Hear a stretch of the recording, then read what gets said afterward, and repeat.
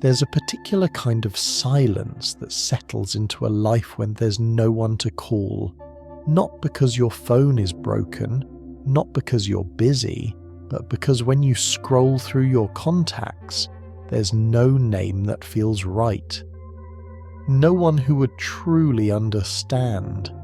No one who expects to hear from you.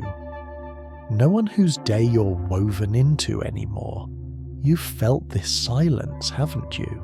That specific emptiness that arrives not with drama or crisis, but quietly, like realizing you've been holding your breath without knowing when you started.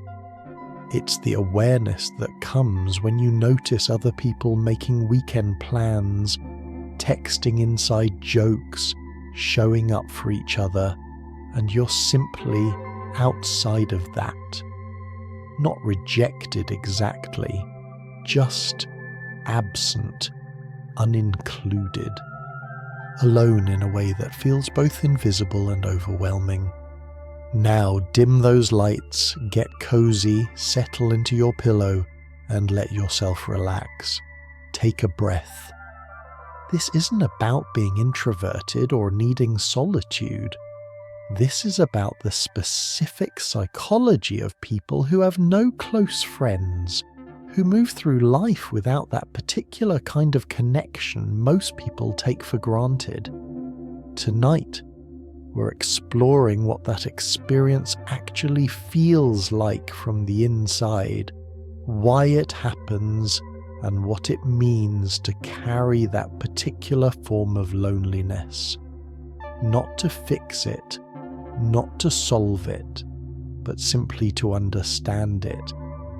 And perhaps in understanding it, to feel a little less alone with it. It doesn't announce itself with a single moment. You don't wake up one day and suddenly have no friends. It happens gradually, almost imperceptibly, like sand shifting beneath your feet. One friendship fades because someone moved away. Another dissolves when life circumstances change. A third simply loses momentum, conversations becoming shorter, less frequent, until they stop altogether. And then one day you realize that the people you once called friends have become acquaintances, familiar strangers, names you still recognize but lives you're no longer part of. What makes this so disorienting is that from the outside your life might look relatively normal. You still interact with people, you still show up places, but inside there's an awareness that no one truly knows you anymore. This gradual disappearance of connection happens in ways that are hard to name while they're happening. Maybe you moved to a new city for work and the effort to maintain long-distance friendships felt too heavy, too one-sided. Maybe you went through a difficult period and withdrew, and by the time you were ready to reach out again, everyone had moved on. Maybe life just got busy, everyone's schedules filled up, and the casual spontaneity that friendships need to survive simply evaporated. Or perhaps the friendships you had were always somewhat surface level, built on proximity or convenience rather than genuine connection. And when the circumstances changed, there was nothing deep enough to sustain them. What psychology tells us about this process is that friendships, unlike family bonds, require consistent effort to maintain. They're voluntary relationships, which makes them both precious and fragile. Without the regular reinforcement of shared experiences, inside jokes, mutual support, and simple presence, friendships naturally attenuate. This isn't anyone's fault necessarily. It's just the reality of how human connection works. But understanding this doesn't make it hurt less when you find yourself on the other side of it. looking at a life that feels strangely empty of the people who once filled it. The brain responds to social isolation in specific ways. Research shows that chronic loneliness activates the same neural pathways as physical pain. Your mind interprets the absence of connection as a threat to your survival because, evolutionarily speaking, it was. For most of human history, being excluded from your social group meant danger, vulnerability, death. So even though you're physically safe now, even though you can survive perfectly well on your own in the modern world, your nervous system still registers the isolation as something dangerous, something wrong. Notice your breath right now. Just notice it without trying to change anything. Feel the air moving in through your nose, filling your lungs, then releasing again. Your body is breathing you, taking care of you, even as you rest here. Let your shoulders drop just a little. Feel the weight of your arms, heavy and relaxed. You don't need to hold yourself so tightly. This isn't a flaw in you. This gradual loss of connection, this finding yourself alone, it's something that happens to many people, often for reasons far beyond their control. You're not fundamentally unlikable. You're not doing something wrong. You're navigating a world where adult friendships are genuinely difficult to form and maintain, where everyone is overwhelmed and busy, where the structures that once naturally created connection, neighborhoods, churches, community centers, have largely dissolved. You don't need to figure out how this happened tonight. You don't need to retrace every moment where a friendship could have been saved or a connection could have deepened. You can simply let yourself be here, breathing, resting, knowing that your experience makes sense given everything you've been through. Let your jaw soften. Let your tongue rest gently in your mouth. Let yourself sink a little deeper into the comfort beneath you. And as you do, another layer of this experience begins to emerge. Something about the daily weight of living without those connections. Something we'll explore together as you drift deeper into rest. There are questions that float through everyday conversation like harmless small talk.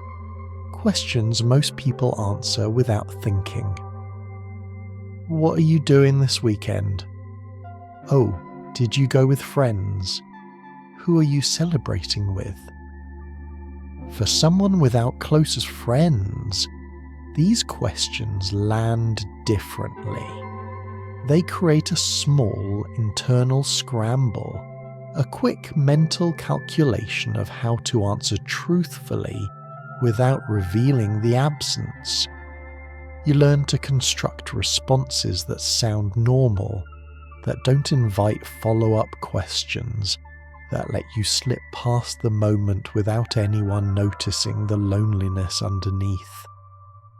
This constant social navigation, this perpetual editing of your reality to fit what seems acceptable, creates a specific kind of exhaustion that most people never have to carry.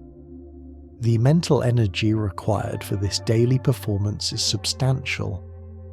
Every casual interaction becomes a small test of how well you can hide your reality.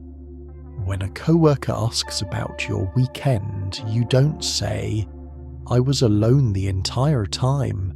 You say, "It was quiet, caught up on some things." When someone mentions a group outing and asks why you weren't there, you don't say, "Because no one invited me," "Because I don't have people who think to include me." You say, "Oh, I had other plans," or "I wasn't feeling up to it." These small deflections, these careful omissions, they protect you from pity or awkwardness. but they also create a growing distance between your inner experience and what you allow others to see. What makes this particular draining is that you can never fully relax in social situations. Part of your attention is always monitoring, always managing perception, always making sure you don't accidentally reveal too much about how alone you actually are. Psychologists call this impression management, and while everyone does it to some degree, people without close friends often do it at a much higher, more constant level. You're not just presenting a version of yourself, you're actively concealing an absence, covering up empty space, performing a fullness that doesn't exist. Over time, this creates a split inside you. There's the person other people see, the one who seems fine, who laughs at the right moments, who appears to have a life that's basically together. And then there's the person you are when you're alone, the one who feels the full weight of the isolation, who knows exactly how many days it's been since you had a meaningful conversation with someone, who carries the quiet ache of the wanting to matter to someone and knowing you don't. Not really, not in the way you long for. Feel your hands right now. Notice where they're resting. Are they holding any tension? Let your fingers unfurl slightly. Let your palms open. Feel the temperature of your skin, the weight of your hands. Let them be heavy. Let them relax completely. There's nothing you need to hold on to right now. This exhaustion you feel, this tiredness that isn't quite physical, it makes complete sense. You're carrying a double weight. The actual loneliness and the constant effort of hiding it. You're performing wellness while feeling hollow. And that takes tremendous energy that most people get to spend on other things because they have the support system that makes being honest safe. You don't have to perform tonight. You don't have to manage anyone's perception of you. You can let the careful construction fall away. Let yourself be exactly as alone as you feel. Exactly as tired as you are. Let your shoulders drop even more.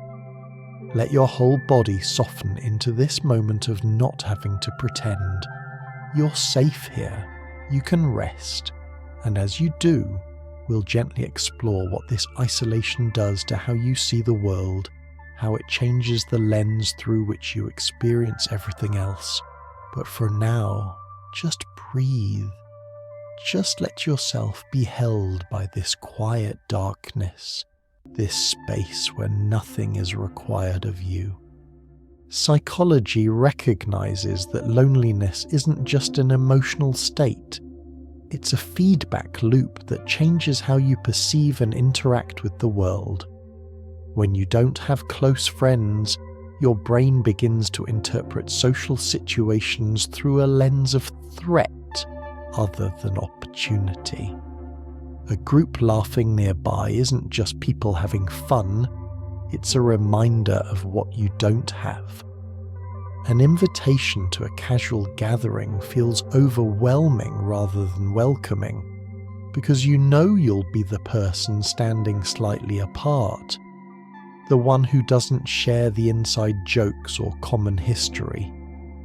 Your nervous system, trying to protect you from repeated experiences of feeling excluded or misunderstood, begins to make connection feel dangerous rather than desirable. This shift happens gradually, often without your conscious awareness. Your brain, in its attempt to protect you from further pain, starts filtering reality in a very particular way. It becomes hypervigilant to signs of rejection or exclusion. A slight pause before someone responds to you gets interpreted as disinterest. A group conversation that you're not quite part of becomes evidence that you don't belong. Someone cancelling plans feels like confirmation that you don't matter. Your mind isn't doing this to torture you, it's trying to help you avoid more hurt by spotting danger early. But the result is that you start seeing threat everywhere, even where none exists. Researchers call this rejection sensitivity, and it's one of the most painful aspects of chronic loneliness. The more isolated you become, the more sensitive you grow to any hint of further isolation. Your threshold for perceived rejection gets lower and lower. Things that wouldn't have bothered you before, a text that goes unanswered for a few hours, someone forgetting to mention an event, a conversation that feels slightly off, now feel like devastating proof that you're unwanted.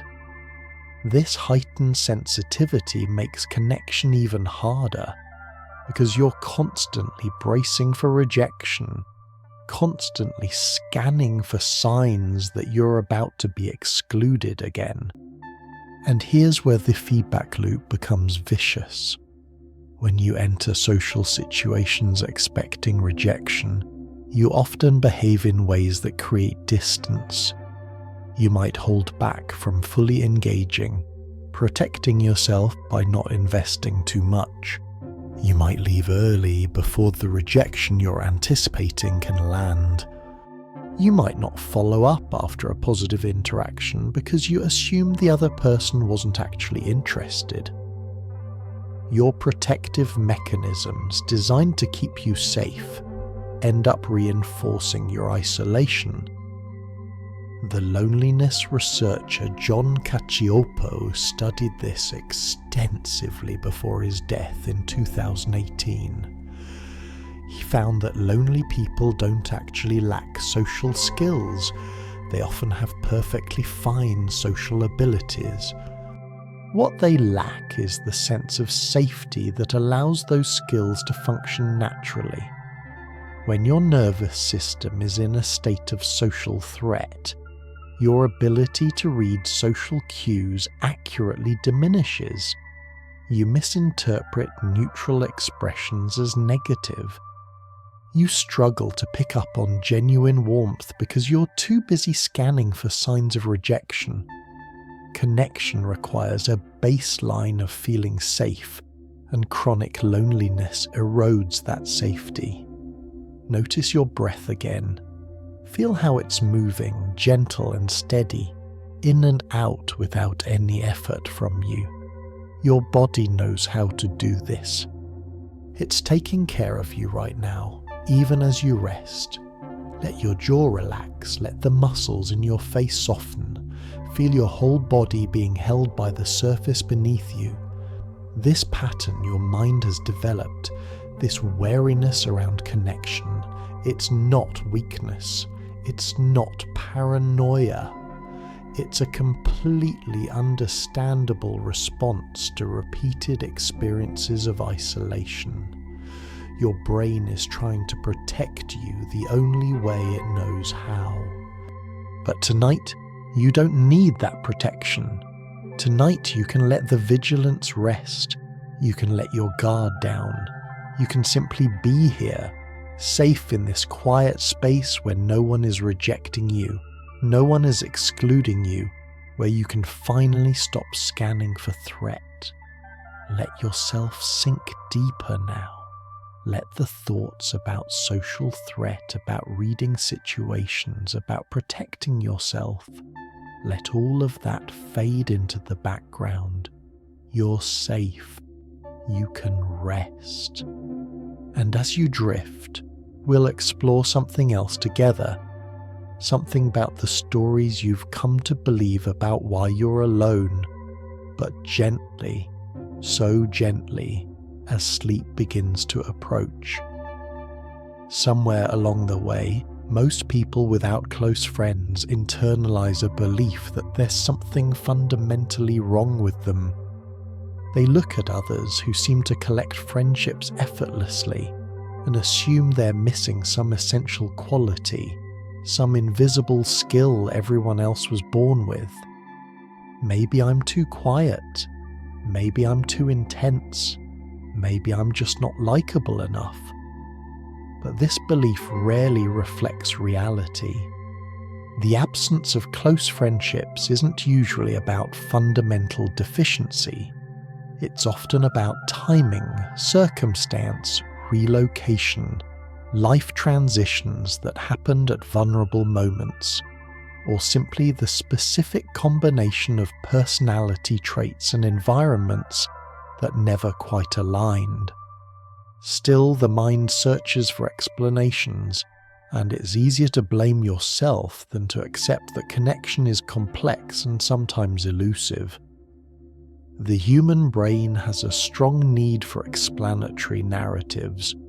When something painful happens, when something important is missing from our lives, we want to know why. We want causation. We want logic. We want something we can point to and say, underscore, quote underscore 8 underscore. And when the real reasons are too complicated, too multifaceted, too tied to forces beyond your control like geography, timing, economic circumstances, cultural shifts, your mind often settles on the simplest available explanation, which is you. There must be something wrong with you. This self-blame serves a psychological function, even though it's painful. If you're the problem, then theoretically you have some control. If you could just fix whatever's wrong with you, just become more outgoing, more interesting, more whatever you think you're lacking, then you could solve this. Self-blame, paradoxically, can feel safer than accepting that some things in life are simply due to circumstances beyond your control, because circumstances beyond your control are terrifying. They mean you might do everything right and still end up alone. But the truth that psychology consistently reveals is this: most people who struggle with friendships aren't deficient in any fundamental way. They often have beautiful qualities, depth, thoughtfulness, loyalty, sensitivity. What they sometimes lack is opportunity or timing, or the specific social environment that would allow their particular way of being to flourish. Some people are quieter and need smaller groups to feel comfortable, but they end up in environments that reward loud extroversion. Some people are deeply thoughtful and need time to warm up to others, but they live in a culture that mistakes this for coldness. Some people have moved frequently and never had the chance to build the long-term proximity that many friendships require. Research on friendship formation shows that the single biggest predictor of whether two people become friends is repeated, unplanned interaction. Not compatibility, not shared interests, not social skills, but proximity and frequency of contact. Most adult friendships form at work, in classes, in regular activities where you see the same people over and over without having to orchestrate it. When your life lacks these natural structures, friendship becomes exponentially harder, regardless of how likable you are. Feel the weight of your body now. Feel how heavy your arms are, how heavy your legs are. Feel yourself sinking into the surface beneath you, held and supported. Let your shoulders drop even more. Let your whole body release into rest. You're not deficient. You're not fundamentally unlikable. You're someone navigating a complex set of circumstances, internal and external, that have made connection elusive. And that's not the same as being flawed. You can let go of that story tonight. You can let go of the belief that there's something essentially wrong with you. You don't need to fix yourself before you deserve connection. You deserve it exactly as you are. Let yourself breathe into that truth. Let it settle into your body. You are enough. You have always been enough. The absence of close friends doesn't reflect your worth. It reflects the complicated nature of human connection in a world that doesn't always make it easy. You can rest now, knowing that. You can let that harsh inner voice quiet down. You can simply be here, breathing, softening, drifting. And as you do, we'll gently explore what it feels like to carry this loneliness in the small moments of daily life, but softly, carefully, as you sink deeper into rest. Loneliness doesn't just exist during obvious times like holidays or weekends. It lives in smaller, quieter moments that accumulate over time. It's there when something funny happens and you have no one to text about it. It's there when you accomplish something meaningful and realize there's no one waiting to hear about it, who would truly understand why it matters. It's there when you're going through something difficult and you know you'll have to process it entirely alone because there's no one whose presence would actually help.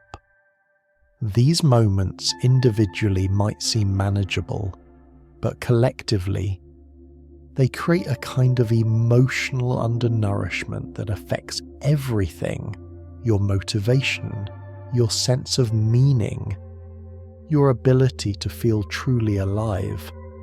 Think about how many small moments of potential sharing happen in a single day. You read something interesting and have the impulse to send it to someone. You see something beautiful on your walk and want to point it out. You have a thought that makes you laugh and want to share the joke. You experience a small frustration and want to vent about it. You feel proud of yourself for handling something well and want someone to witness it. For people with close friends, these impulses get satisfied dozens of times a day through quick texts, brief calls, casual mentions the next time they see each other.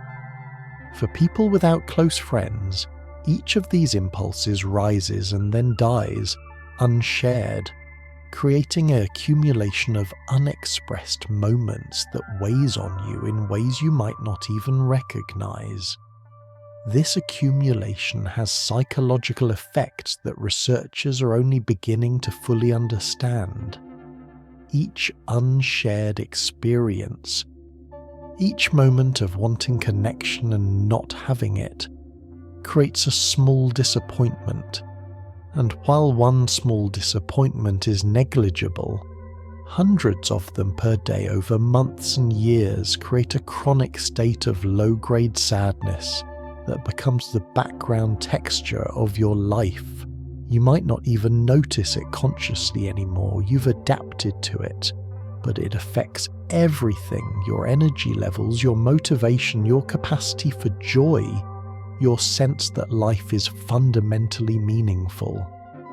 There's also something about unwitnessed experience that makes it feel less real. Psychologists talk about the social construction of reality, the way our sense of what's true and important is shaped by having it validated by others. When you achieve something and someone you care about celebrates with you, the achievement feels more substantial. When you go through something difficult and someone acknowledges your struggle, the difficulty feels more real, more worthy of compassion. But when your experiences happen in isolation, they can start to feel almost dreamlike, less solid, less important. This is one reason why people without close friends often struggle with motivation. If no one is going to know about your accomplishment, if no one is going to witness your effort, why does it matter? Your logical brain might answer, it matters because it matters to me, because I'm doing it for myself, and that's true. But human beings are fundamentally social creatures. We're wired to care about being seen, being known, having our existence matter to someone else. When that basic need goes unmet for too long, everything starts to feel a little hollow. Notice your breath now. Feel it moving in your chest, soft and steady. Feel your belly rising and falling gently. Your whole body is breathing, is alive, is here. Let your hands relax completely. Let your fingers uncurl. Let your palms open. There's nothing you need to hold on to. This accumulation of unshared moments, this chronic emotional undernourishment, it's not something you're imagining. It's real. It has real effects on your well-being, your energy, your sense of vitality. And you're not weak for feeling it. You're human. You need what all humans need: to be witnessed, to matter, to have your existence acknowledged by someone who cares. But tonight, you don't need to solve this. Tonight, you don't need to figure out how to find that connection or how to fill that absence. Tonight, you can simply let yourself acknowledge that it's hard, that it's been hard, that you've been carrying this weight for a long time, and you can let yourself rest now. Let your body sink deeper into comfort. Let your mind grow quieter. You've been strong enough for today. You can let go now. Just breathe. Just rest. Just allow yourself to drift as we explore something else together, gently, about the difference between being alone and being lonely. But softly now, so softly, as sleep begins to call you closer. People often confuse solitude with loneliness, but they're psychologically distinct experiences. Solitude is chosen, restorative, a space where you can breathe and be yourself without performance. Loneliness is the ache of wanting connection and not having it. The specific pain of being alone when you wish you weren't. Someone without close friends often experiences both simultaneously, appreciating moments of solitude while also carrying a persistent background, longing for someone who truly knows them. This duality creates confusion because you can't quite name what you need. You don't want to be around people constantly, but you also don't want to be this alone. You want depth, not just presence, quality, not quantity, and that's much harder to find. The complexity of this experience often leaves you feeling misunderstood even by yourself. You might spend a weekend entirely alone and feel mostly fine, even peaceful, enjoying the quiet, the freedom to do exactly what you want when you want. And then Sunday evening arrives and suddenly you're hit with a wave of crushing loneliness so intense you can barely breathe. How can both be true? How can you genuinely enjoy solitude and also be devastated by isolation? It feels contradictory, but it's not. It's the difference between chosen alone time and enforced aloneness, between solitude that refreshes you because you know connection is available when you want it, and isolation that depletes you because you know connection isn't actually available, not the deep kind you're craving. Many people without close friends are actually quite comfortable with their own company. They have rich inner lives, they enjoy their hobbies, they don't need constant stimulation or entertainment from others. What they lack isn't the ability to be alone, it's the option to not be alone when they genuinely need another person. It's the safety net of knowing someone would show up if you needed them. It's the comfort of mattering to someone enough that your absence would be noticed, that your struggles would be held, that your joys would be celebrated. This distinction is important because society often misses it. When you talk about being lonely, people sometimes respond with, "Oh, I love being alone too. I need so much alone time to recharge." And while that might be true for them, it completely misses what you're actually saying. You're not saying you dislike solitude. You're saying you don't have a choice. You're saying the aloneness isn't balanced by connection. You're saying there's no one to come home to, metaphorically or literally, when the solitude stops being restorative and starts being heavy. Psychologist Stephanie Cacioppo, who has studied loneliness extensively, makes a crucial point. Loneliness is not about being alone. It's about the gap between the social connection you have and the social connection you want. You can be surrounded by people and feel profoundly lonely if the connections are superficial. You can be alone and feel perfectly content if you have deep connections available when you need them. The pain comes from the discrepancy, from wanting more depth, more intimacy, and more mattering than you currently have access to. Let your whole body soften now. Feel your face relaxing, all the tiny muscles around your eyes, your mouth, your forehead. Let your neck release. Let your chest open and soften. Feel yourself being held, supported, safe in this moment. This confusion you feel, this simultaneous appreciation of solitude and ache of loneliness, it's not contradictory. It's nuanced, it's complex, and it makes perfect sense. You're not confused about what you need. You need both. Solitude when you choose it, connection when you want it. You need autonomy and intimacy. You need space and belonging. You're not asking for too much. You're asking for what most people have and take for granted. You don't need to resolve this tension tonight. You don't need to figure out how to get what you need or even how to articulate it better.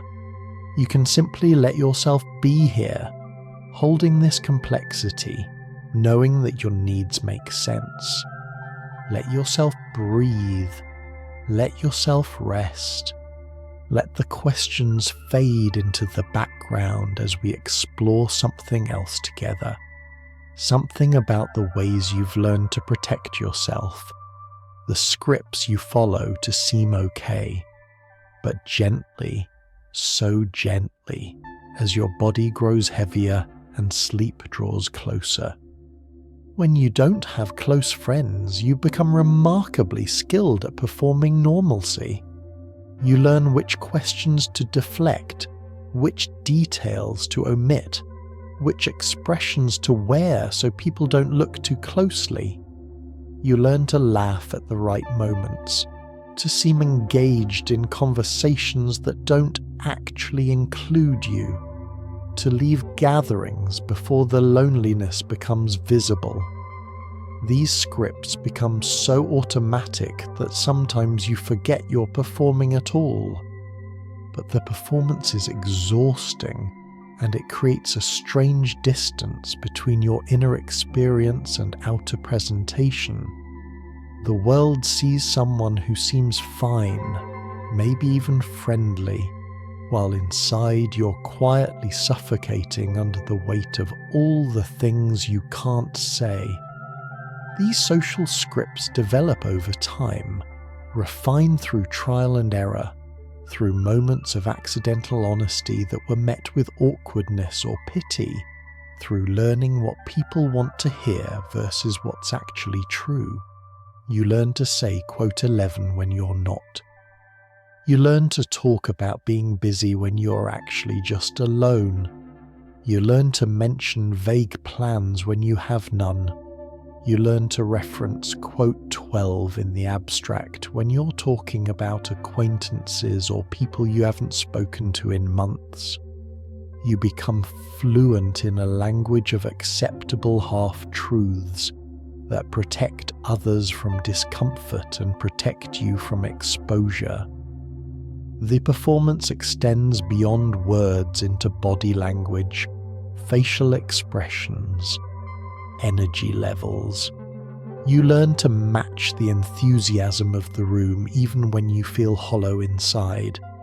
You learn to look interested, engaged, present even when you're thinking about how much you don't belong here, how different you are from everyone else, how no one would notice if you disappeared. You monitor yourself constantly. Am I smiling enough? Am I contributing to the conversation appropriately? Am I staying too long? Leaving too soon? Seeming too eager? Too distant? This constant self-monitoring is cognitively exhausting. Research in psychology shows that self-regulation depletes mental resources. Every time you have to consciously control your behavior, suppress your true feelings, or carefully manage your presentation, you're using up cognitive energy that you can't spend on other things. This is why social situations, even casual ones, can leave you completely drained when you don't have the comfort of genuine connection. You're not just being social, you're performing social, which is exponentially more tiring. And here's what makes it particularly painful. You often perform this social competence so well that people have no idea you're struggling. They see someone who seems fine, who seems to have a life, who seems basically okay. So they don't reach out, they don't check in, they don't think you might need support because you've successfully convinced them you don't. Your performance works too well, and it traps you in your isolation even more securely. Notice where you're holding tension now. Your shoulders maybe, your jaw, your hands. Let all of that release. Let your shoulders drop heavily. Let your jaw hang loose. Let your hands open and relax completely. You don't have to hold yourself together right now. You can let the performance drop away completely. This exhaustion you feel after social interactions, this need to retreat and recover, it's not because you're antisocial or broken. It's because you're working twice as hard as everyone else, being social while also hiding your loneliness, engaging while also protecting yourself, participating while also managing perception. Anyone would be tired. You can rest from that now. You can let yourself stop performing, stop managing, stop protecting. Here in this quiet space, you don't have to be anything for anyone.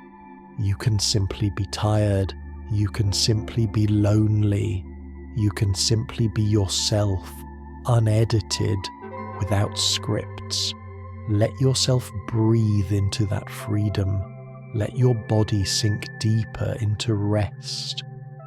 Let your mind grow quieter as we move into exploring something else, something about the grief that comes with this loss, but so gently now, with such softness, as your whole being begins to let go towards sleep.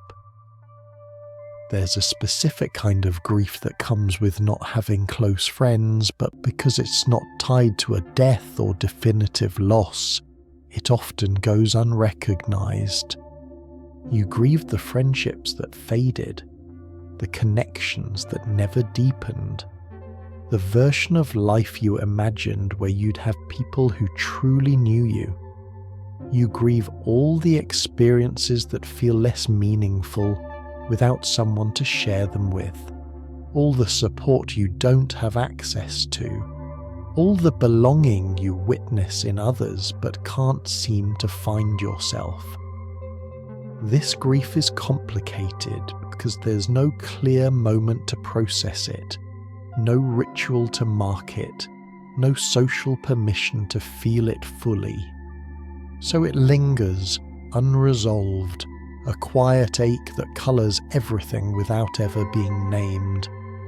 Grief, when it's recognised and witnessed, has a natural arc. There are stages, there's processing, there's eventually some form of acceptance or integration.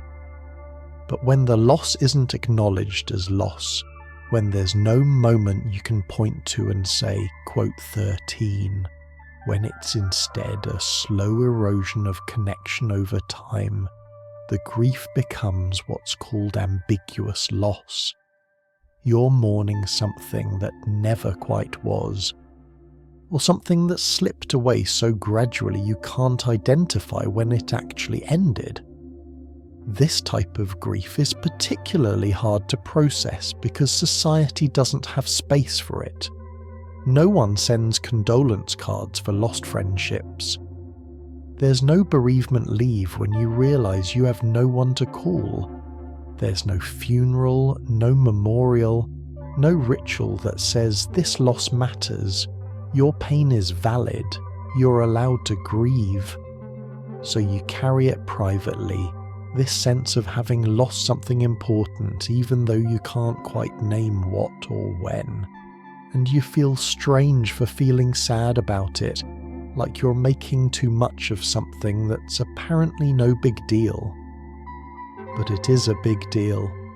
Friendship loss, friendship absence. These are significant losses. Humans are social beings who need connection to thrive. When those connections are missing, you're losing access to fundamental psychological needs being met. You're losing mirroring, validation, belonging, mattering, shared joy, shared burden. These aren't trivial things. These are the components of a life that feels rich and meaningful. And grieving their absence is not only natural, it's necessary. What makes this grief even more complex is that it often comes with self-blame. When a person dies, you don't typically blame yourself for their death. But when friendships fade or never form, your mind often tells you it's your fault. If you'd been better at staying in touch, if you'd been more outgoing, if you tried harder, if you weren't so awkward or difficult or whatever story you tell yourself, this wouldn't have happened. So you're not just grieving the loss, you're also carrying shame about it, which prevents you from processing it cleanly. And underneath all of this is a deeper grief that's even harder to articulate. You're grieving the version of adulthood you thought you'd have. When you were younger, you probably imagined yourself with a close group of friends, people you'd go through life with, people who'd be at your important moments, people you'd call when things got hard. That vision, however vague, probably existed somewhere in your mind, and now you're living a different reality, one where you're fundamentally alone in ways you never anticipated. That gap between what you imagined and what actually is, that's worthy of grief too. Feel your breath moving now, slow and gentle. Feel your chest rising and falling, rising and falling. Let your whole body be heavy, sinking down into rest. Let your face soften completely. Let your shoulders melt down. Let everything release. This grief you carry, it's real, it's valid, it matters, and you don't need to fix it or get over it or stop feeling it. You can simply let it be here, acknowledged, allowed to exist. You can be gentle with yourself for feeling this loss. You can give yourself permission to grieve what you don't have, what you've lost, what never quite was. Let yourself breathe into that. Let the grief soften just slightly, not disappear, but soften around the edges. You don't have to carry it so tightly. You can let it exist without it consuming you. You can rest now, even while holding this sadness. Let yourself drift deeper. Let your body relax more fully as we move into exploring something else, something about the stories you tell yourself to make sense of this, but so gently, with such care, as sleep begins to wrap around you like a soft blanket. When you live without close friends long enough, you begin constructing narratives to explain why. These stories become part of your identity, often without you realizing it. I'm just not good at maintaining relationships. I'm too difficult. People don't really like me once they know me. I'm better off alone. Some of these stories might contain fragments of truth, but mostly they're protective mechanisms, ways of controlling a situation that feels out of your control. If you can blame yourself, at least you have an explanation. But these narratives, however comforting in their certainty, often become self-fulfilling. They shape how you show up, what you believe is possible, what you allow yourself to want. And the longer you carry them, the more real they feel, even when they were never quite true to begin with. The stories we tell ourselves about ourselves are incredibly powerful. Psychologists call them self-schemas, organized patterns of thought about who we are that filter how we interpret new experiences. Once you've decided, quote 15, your brain starts looking for evidence to confirm that belief, while ignoring or dismissing evidence to the contrary. Someone is warm to you, and instead of thinking, quote 16, you think, quote 17. An interaction goes well, and instead of feeling encouraged, you wait for the other shoe to drop, for them to eventually see the real you and pull away. These narratives feel like self-awareness, like honest assessment of your flaws, but often they're actually self-protection disguised as self-knowledge. If you tell yourself you're bad at relationships, you have an explanation for why you're alone that puts you in control. It's painful, yes, but it's less frightening than the alternative, which is that connection is largely outside your control, that you could do everything right and still end up isolated due to circumstance, timing, or simple bad luck.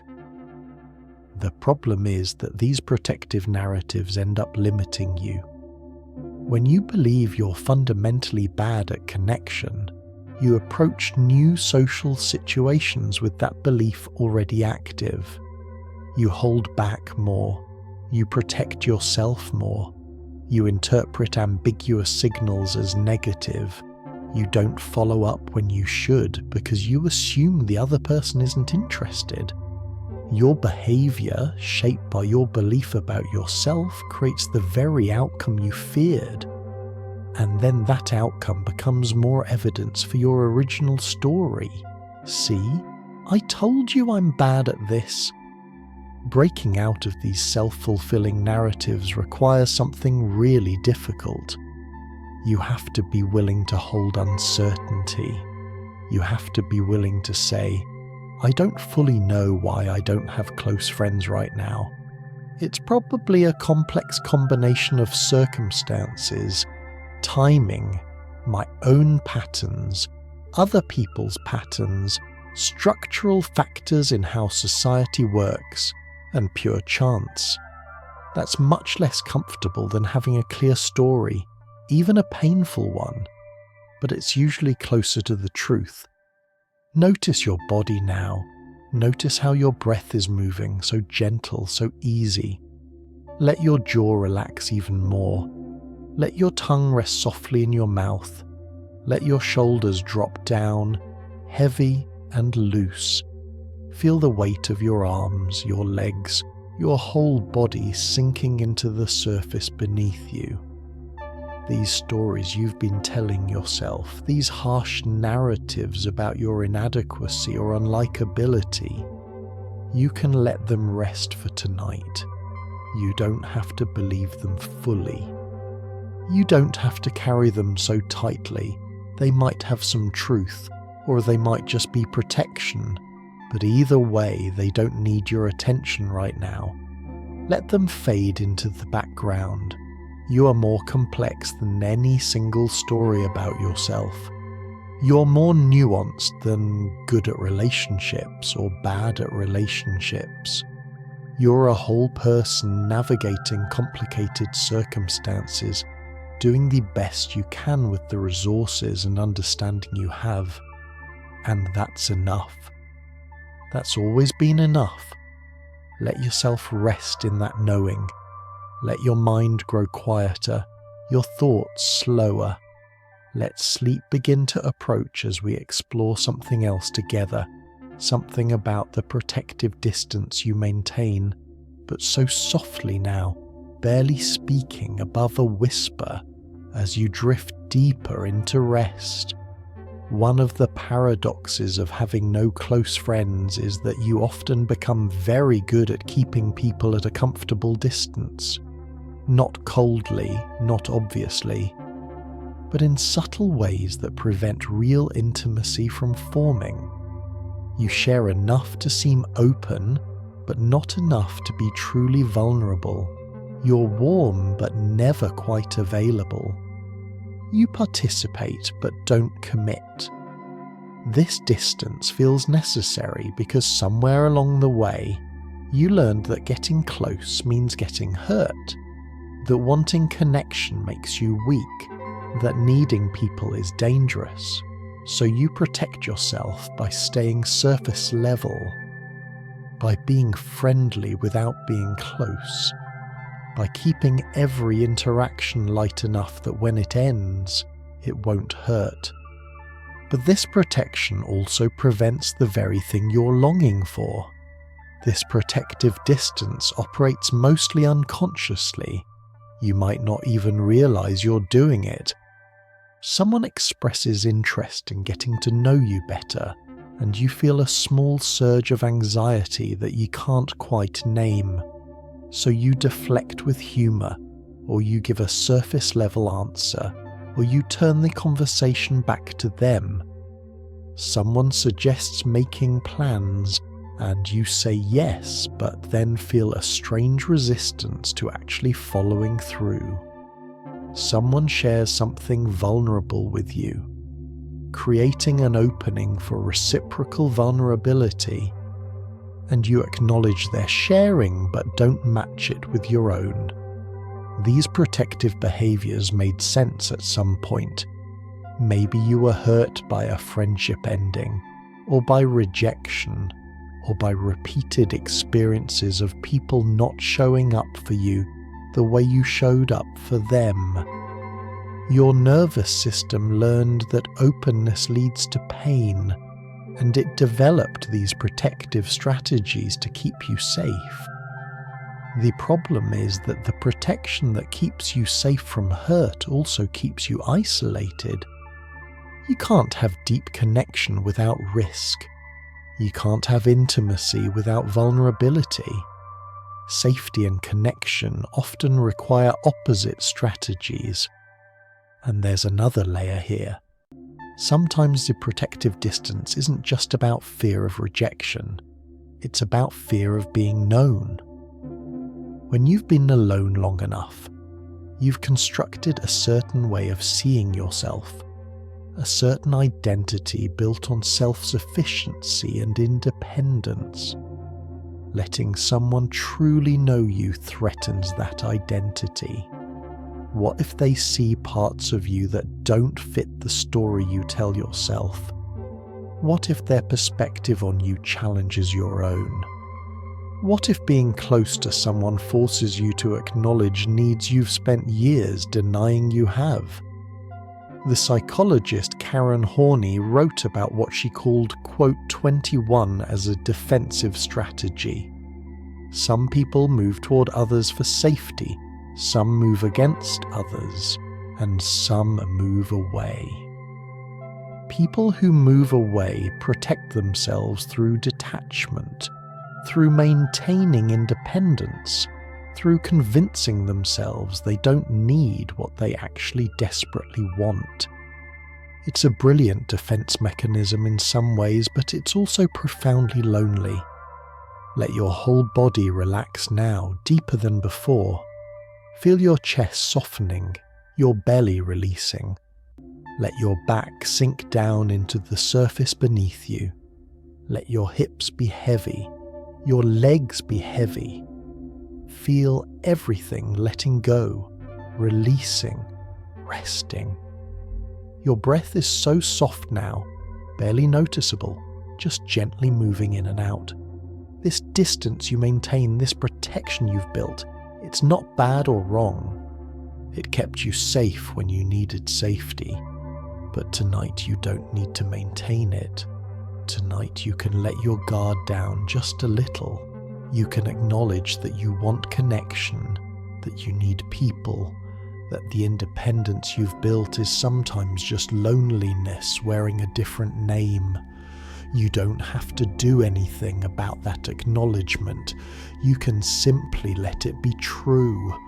Let yourself breathe into that vulnerability. Let yourself soften around the defended places. You're safe here. No one can hurt you in this quiet space. You can rest. You can let go. You can allow yourself to want what you want without shame. And as you do, we'll explore something else together. Something about the invisible labour of appearing fine, but so gently, so quietly, as your mind drifts further towards sleep. Most people don't realise how much energy it takes to appear socially normal when you're profoundly lonely inside. Every interaction requires calculation. How much to share, how to deflect, how to seem engaged without revealing emptiness. You monitor your facial expressions, your tone, your responses, making sure nothing slips that would make others uncomfortable or concerned. You've learned that loneliness makes people awkward, that admitting you have no close friends invites either pity or judgment, both of which feel unbearable. So you perform wellness, stability, self-sufficiency. And this performance, this constant management of perception, drains you in ways that are difficult to articulate. By the end of most days, you're exhausted not from what you did, but from who you had to pretend to be. This exhaustion is real and measurable. When researchers study cognitive load, they find that self-monitoring, emotional regulation, and impression management all consume mental resources. Think of your brain as having a certain amount of available energy each day. People with close friends get to spend that energy on work, hobbies, problem solving, creativity. You have to spend a significant portion of yours just maintaining the appearance of being okay, managing the gap between your inner experience and outer presentation. And it's not just during social interactions. Even when you're alone, part of your brain is often still engaged in this management. You're rehearsing responses to questions you might get asked. You're constructing explanations for why you spent the weekend alone again. You're preparing yourself for the performance you'll need to give tomorrow, or you're recovering from the performance you gave today, processing all the moments where you had to hide yourself, where you had to deflect, where you had to pretend. The loneliness researcher Amy Rukash found that people experiencing chronic loneliness often report feeling like they're living a double life. There's the public self that goes through the motions, shows up for work, makes small talk, seems relatively normal. And then there's the private self that carries the full weight of the isolation, that feels the emptiness acutely, that knows how alone you truly are. Maintaining both selves simultaneously, keeping them separate, making sure the private self doesn't leak into the public presentation. This takes enormous energy. What makes this particularly painful is that the better you get at the performance, the more isolated you become. If you successfully convince everyone you're fine, no one thinks to check in on you. No one offers support. No one knows you might need connection. Your competence at appearing okay becomes another barrier to actually being okay. Notice your hands now, how they're resting. Let them be completely soft. Let your fingers uncurl. Let your palms open. Feel the temperature of your hands, the weight of them. Let them be heavy, completely relaxed. There's nothing you need to hold on to, nothing you need to manage right now. This exhaustion you feel, this bone-deep tiredness that isn't quite physical, it's the accumulated cost of all this performance, all this management, all this hiding. And it's real. You're not imagining it. You're not weak for feeling it. You're carrying a double weight that most people don't have to carry, and anyone would be tired. You can let that performance drop completely now. You can let yourself stop managing, stop monitoring, stop protecting everyone else from your reality. Here in this quiet darkness, you can simply be tired. You can simply be lonely. You can simply be yourself, unedited and unhidden. Let your shoulders drop even more. Let your whole body release into rest. Let your mind grow quiet as we explore something else, something about the longing that has no clear object, but barely speaking now, barely forming words, as sleep comes closer and closer. When you have no close friends, there's often a persistent longing that's hard to name. It's not longing for a specific person, not longing for a particular experience, but something more diffuse. A longing for being known, for mattering, for having your existence witnessed by someone who cares. You might scroll through social media seeing other people's connections and feel that longing intensify, but it's not jealousy exactly. It's more like homesickness for a place you've never been, a grief for something you've never quite had. This unnamed longing can make you feel unmoored, like you're drifting through life without anchor, without anyone who would notice if you simply disappeared. This longing lives in your body as much as your mind. It's a physical sensation, an ache in your chest that has no clear source. It's the feeling that rises when you see two friends laughing together, when you overhear someone on the phone with someone they love, when you witness the casual intimacy of people who belong to each other. It's not that you want those specific people or that specific relationship. It's that you want what they have, the ease, the warmth, the knowing and being known. Sometimes this longing catches you by surprise.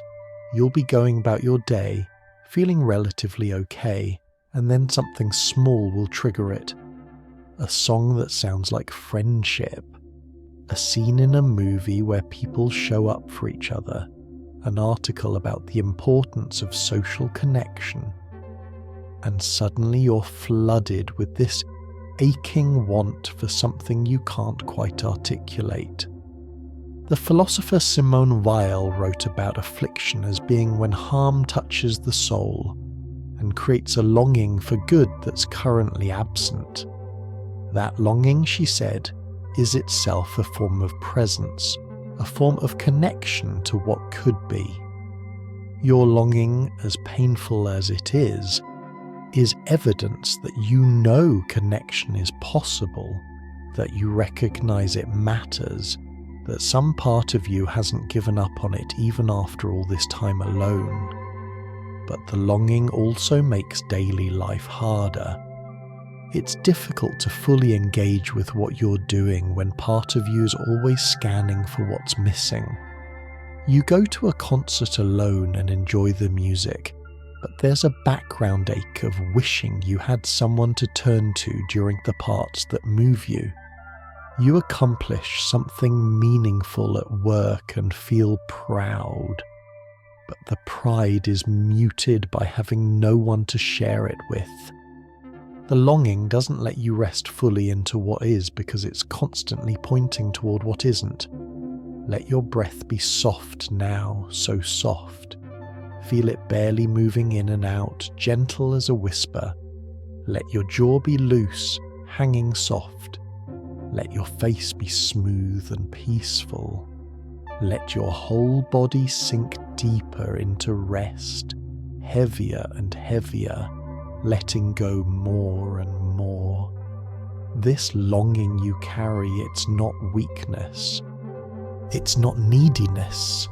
It's your humanity recognizing itself, recognizing that you were made for connection, that isolation isn't your natural state. You can acknowledge the longing without letting it consume you. You can feel it and also rest. You can want what you want and also find peace in this moment, right here, right now. Let the longing soften just a little. Let it exist without it hurting quite so much.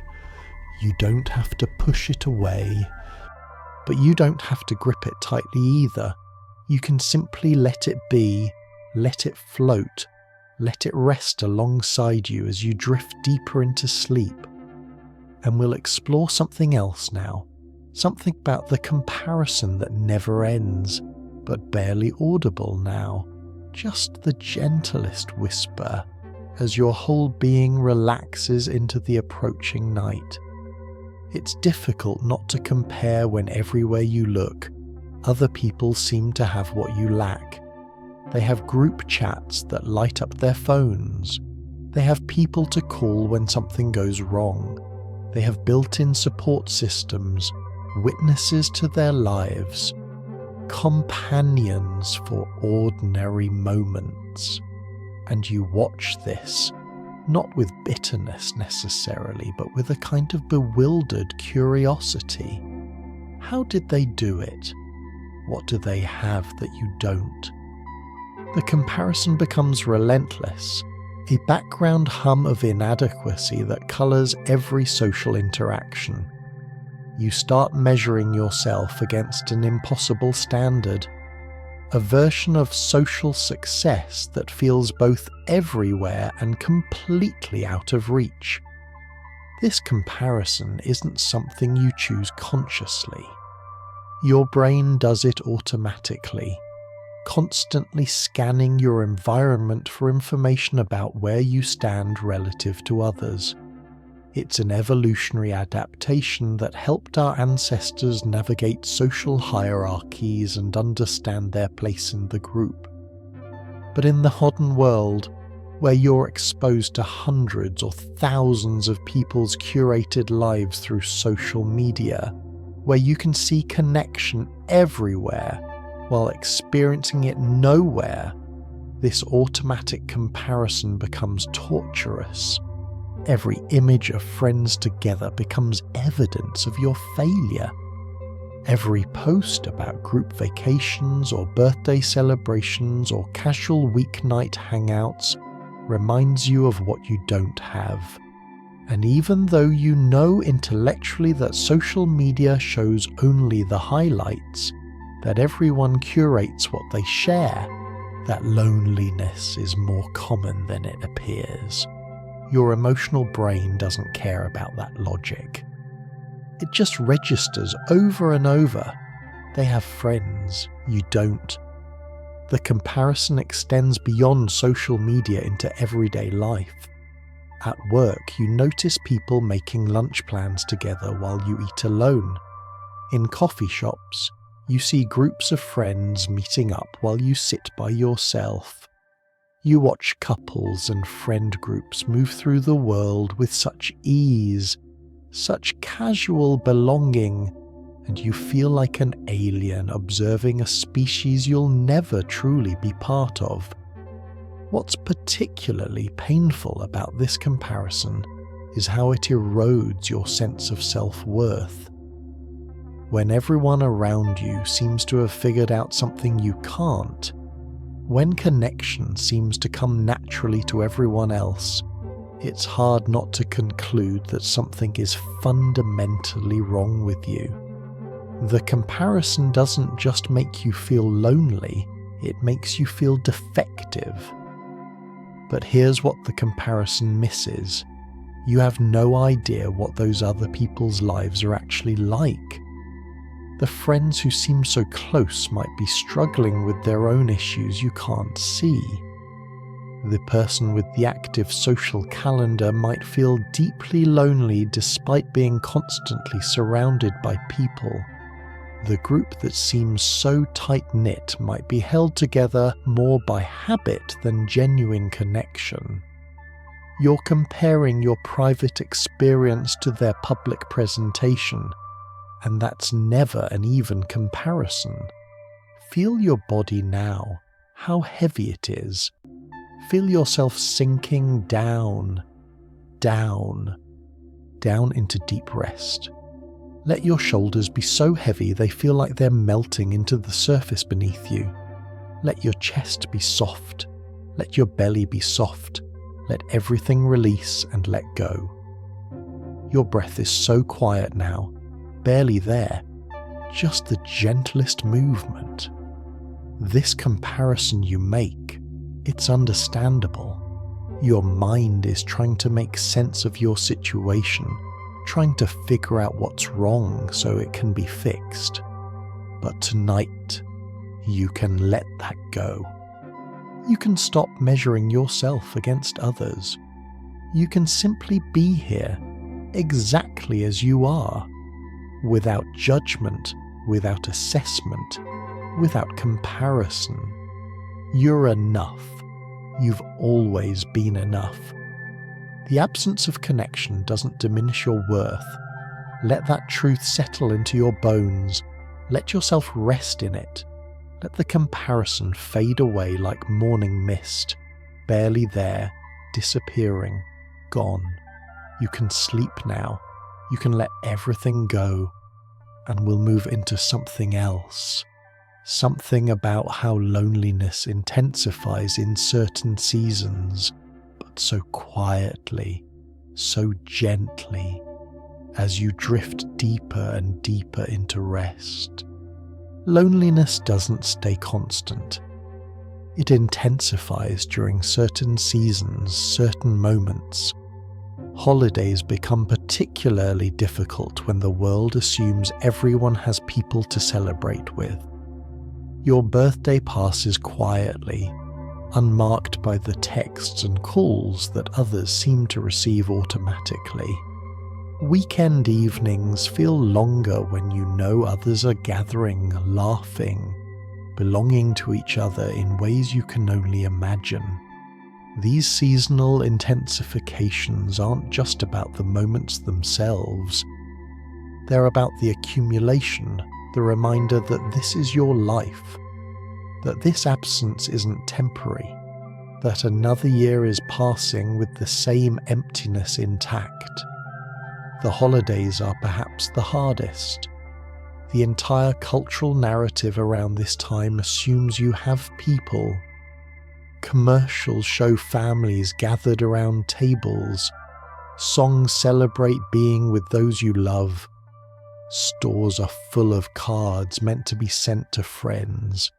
Gifts meant to be exchanged with people who matter to you. And when you don't have those people, the contrast becomes unbearable. You're not just alone, you're alone in a world that won't stop reminding you that you shouldn't be. Your birthday carries its own particular pain. As a child, birthdays meant celebration, attention. People showing up for you because you mattered. As an adult without close friends, your birthday often passes with little acknowledgement. Maybe some automated messages from companies wanting to give you discounts. Maybe a few distant relatives remembering. But not the kind of recognition that makes you feel truly seen, truly celebrated, truly important to anyone. Weekend evenings have their own weight. Friday and Saturday nights, when the world seems to come alive with social activity and you're home alone again. You see it on social media, hear it in the laughter drifting from restaurants as you walk by. Feel it in the emptiness of your own space. The world is out there connecting, and you're in here alone, and the contrast feels almost physically painful. These intensifications compound over time. One lonely birthday might be bearable. 10 of them in a row becomes a pattern that's harder to dismiss. One quiet holiday season might feel like an anomaly. 5, 10, 15 of them becomes your reality, impossible to explain away as temporary. And each year that passes like this adds another layer of grief.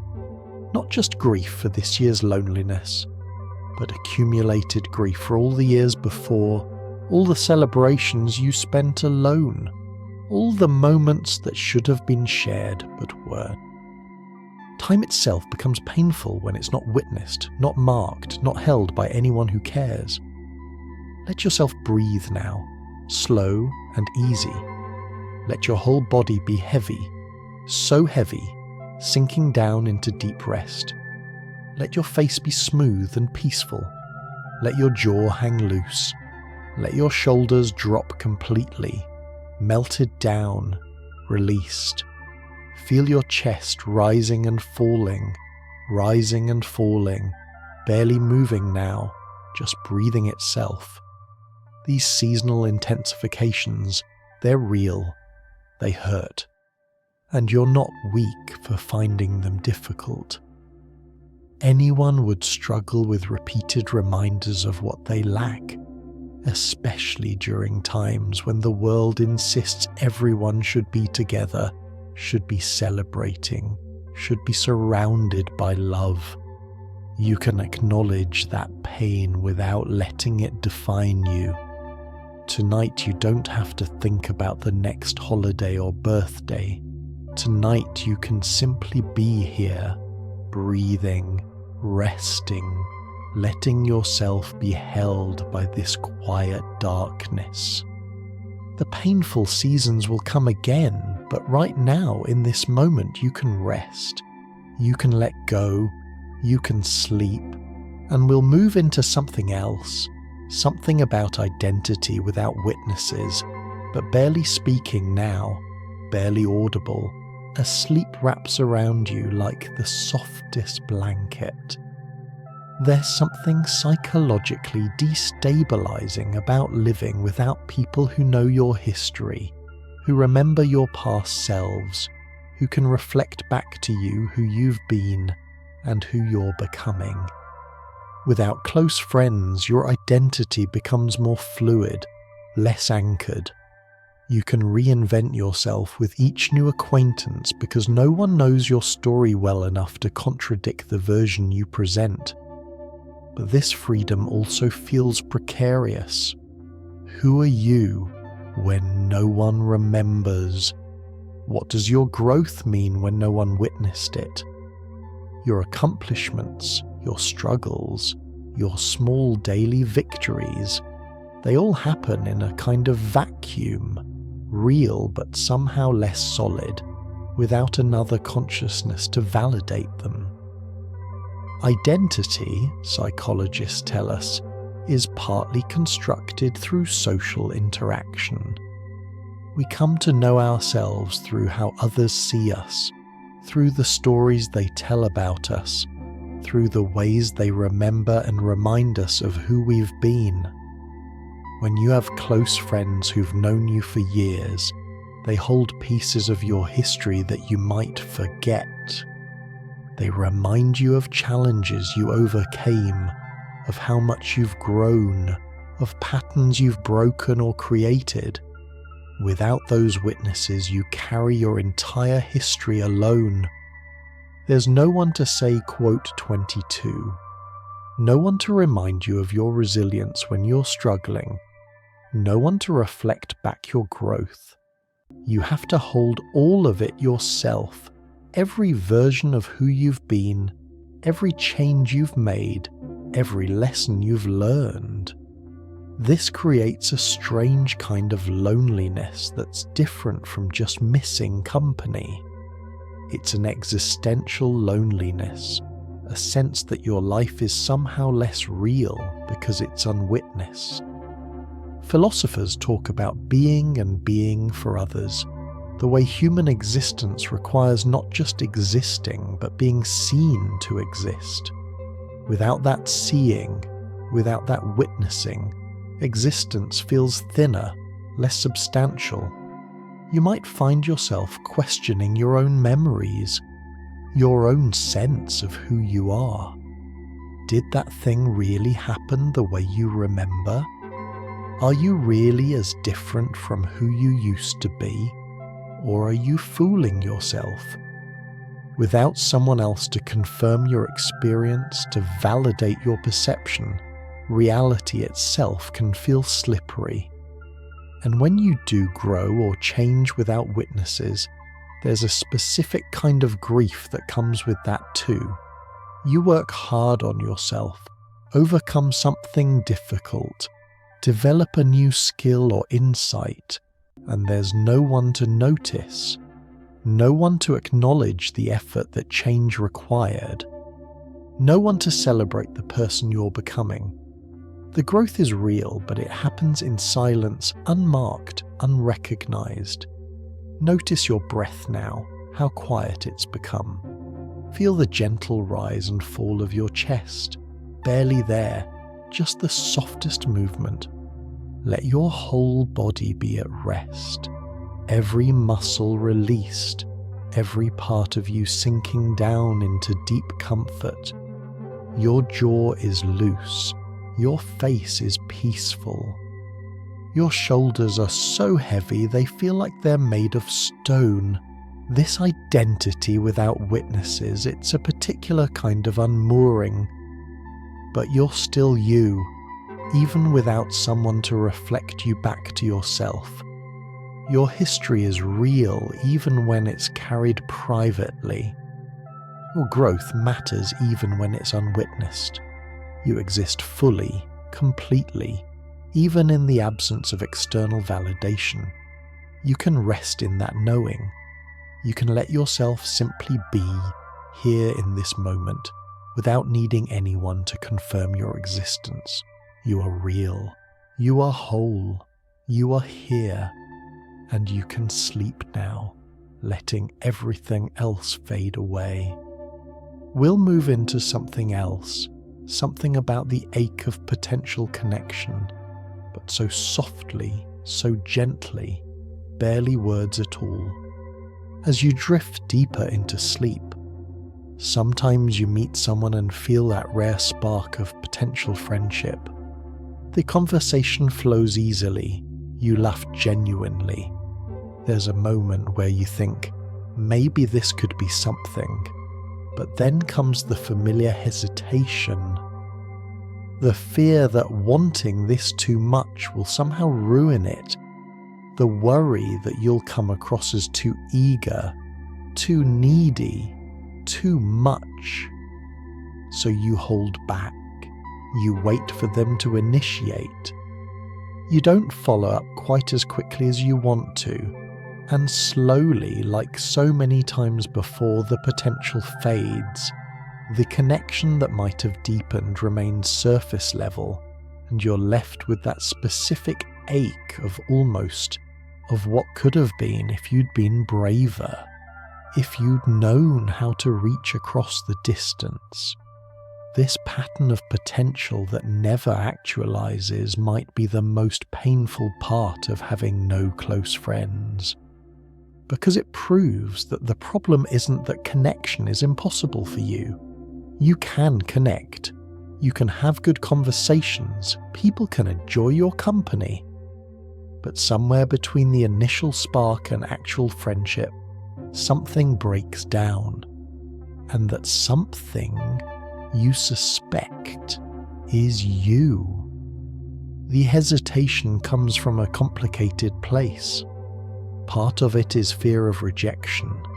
If you show too much interest and they pull away, it confirms your deepest fear that you're not wanted. Better to play it cool to match their energy, to never reveal how much you actually want this. Part of it is fear of your own intensity. You've been lonely long enough that when connection appears, you want to grab onto it desperately, and you know that desperation repels people. So you overcompensate by holding back too much.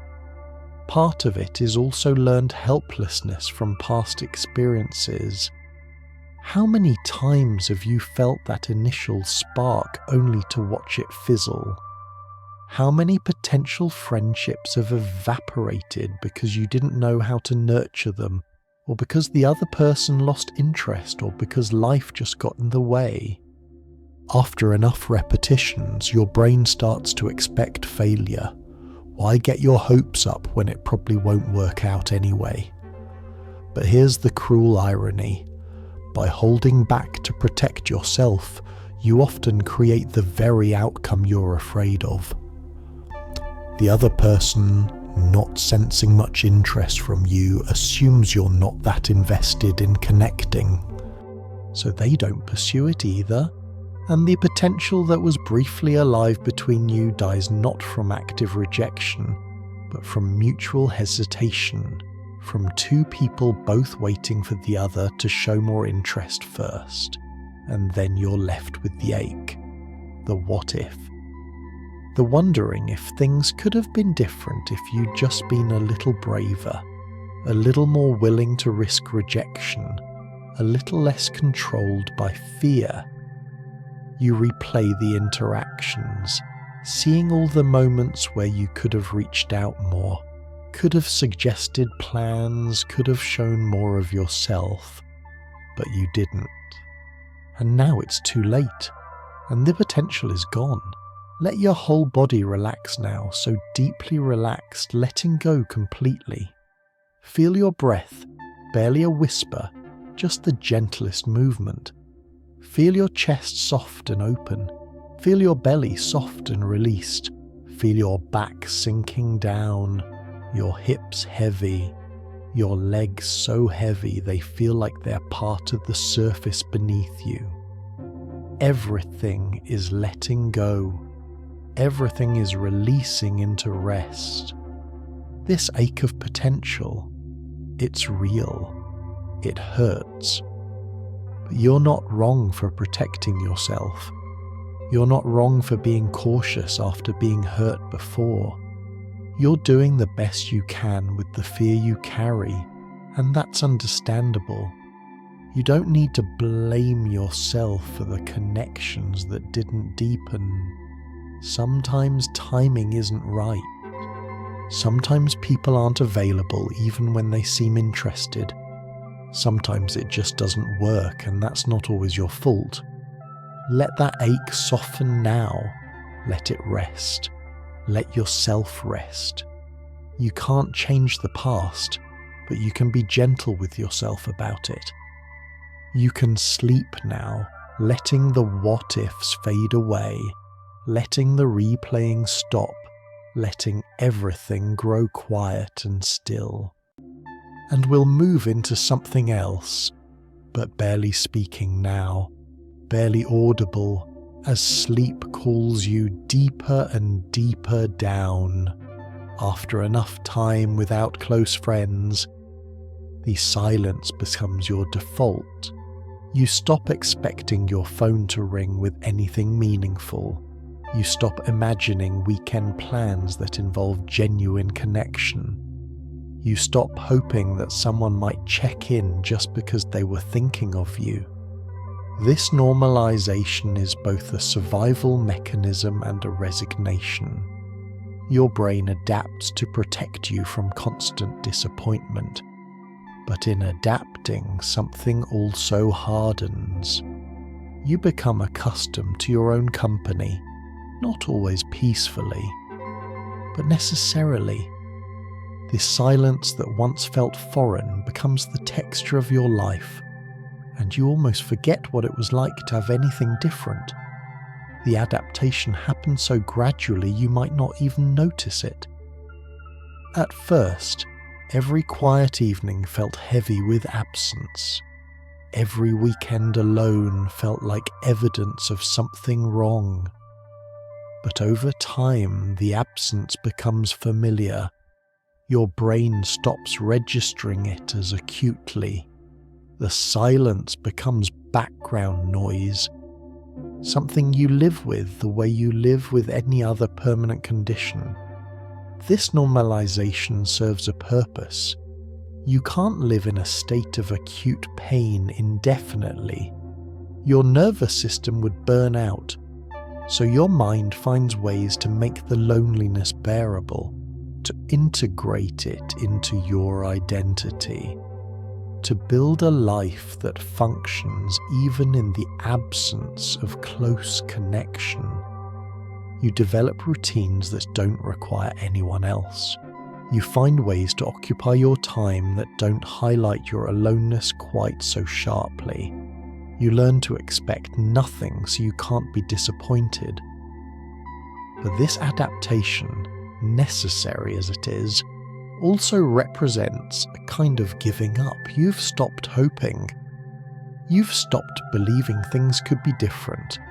You've accepted that this is your life now, that this is who you are, someone who lives alone, moves through the world alone, experiences everything alone. And while acceptance can sometimes be healthy, this particular acceptance often carries a note of defeat.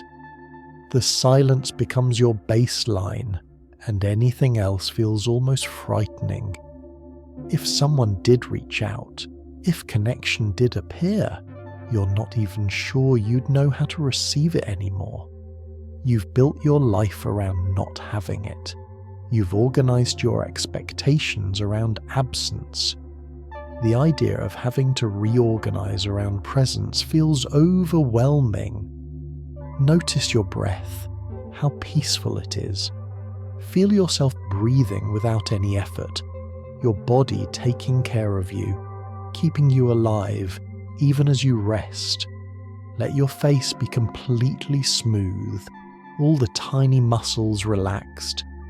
Let your jaw hang soft, let your neck release, let your shoulders melt down, so heavy, so relaxed. This silence you've normalized. It's been necessary for survival. You've done what you needed to do to keep going, to build a life even in the absence of what you most want. That's not giving up, that's resilience. But you don't have to hold it quite so tightly. You can let yourself soften around it just a little. You can rest now, letting the silence be silence, not fighting it, not fixing it, just letting it be. Let yourself drift deeper into sleep, your whole body heavy and peaceful, your mind quiet and still. And we'll move into something else, but barely speaking, barely there, as you sink further and further into rest. When you have no close friends, your days have a different shape than other people's days. There's no one to make spontaneous plans with, no casual texts asking if you want to grab coffee, no invitations that arrive without you having to orchestrate them. Your free time is entirely your own, which sounds liberating until you realize how empty it actually feels. You fill the hours however you can, with work, with hobbies, with distractions that keep the loneliness at bay. But underneath all the activity, there's an awareness that you're filling time rather than living it. That the days are passing in a kind of grey monotony that no amount of productivity can quite transform into meaning. The shape of your days is defined by absence. You wake up alone. You eat meals alone. You spend evenings alone. You go to bed alone. The entire architecture of your daily life is built around solitude, not the chosen kind, but the only kind available to you.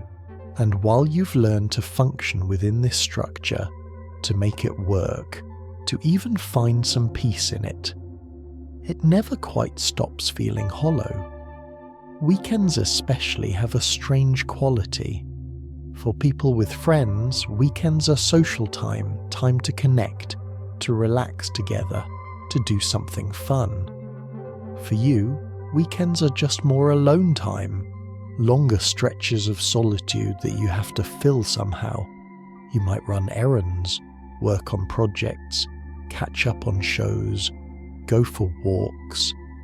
All fine activities, but they feel different when you're doing them alone because you have no choice, not because you're choosing solitude for restoration.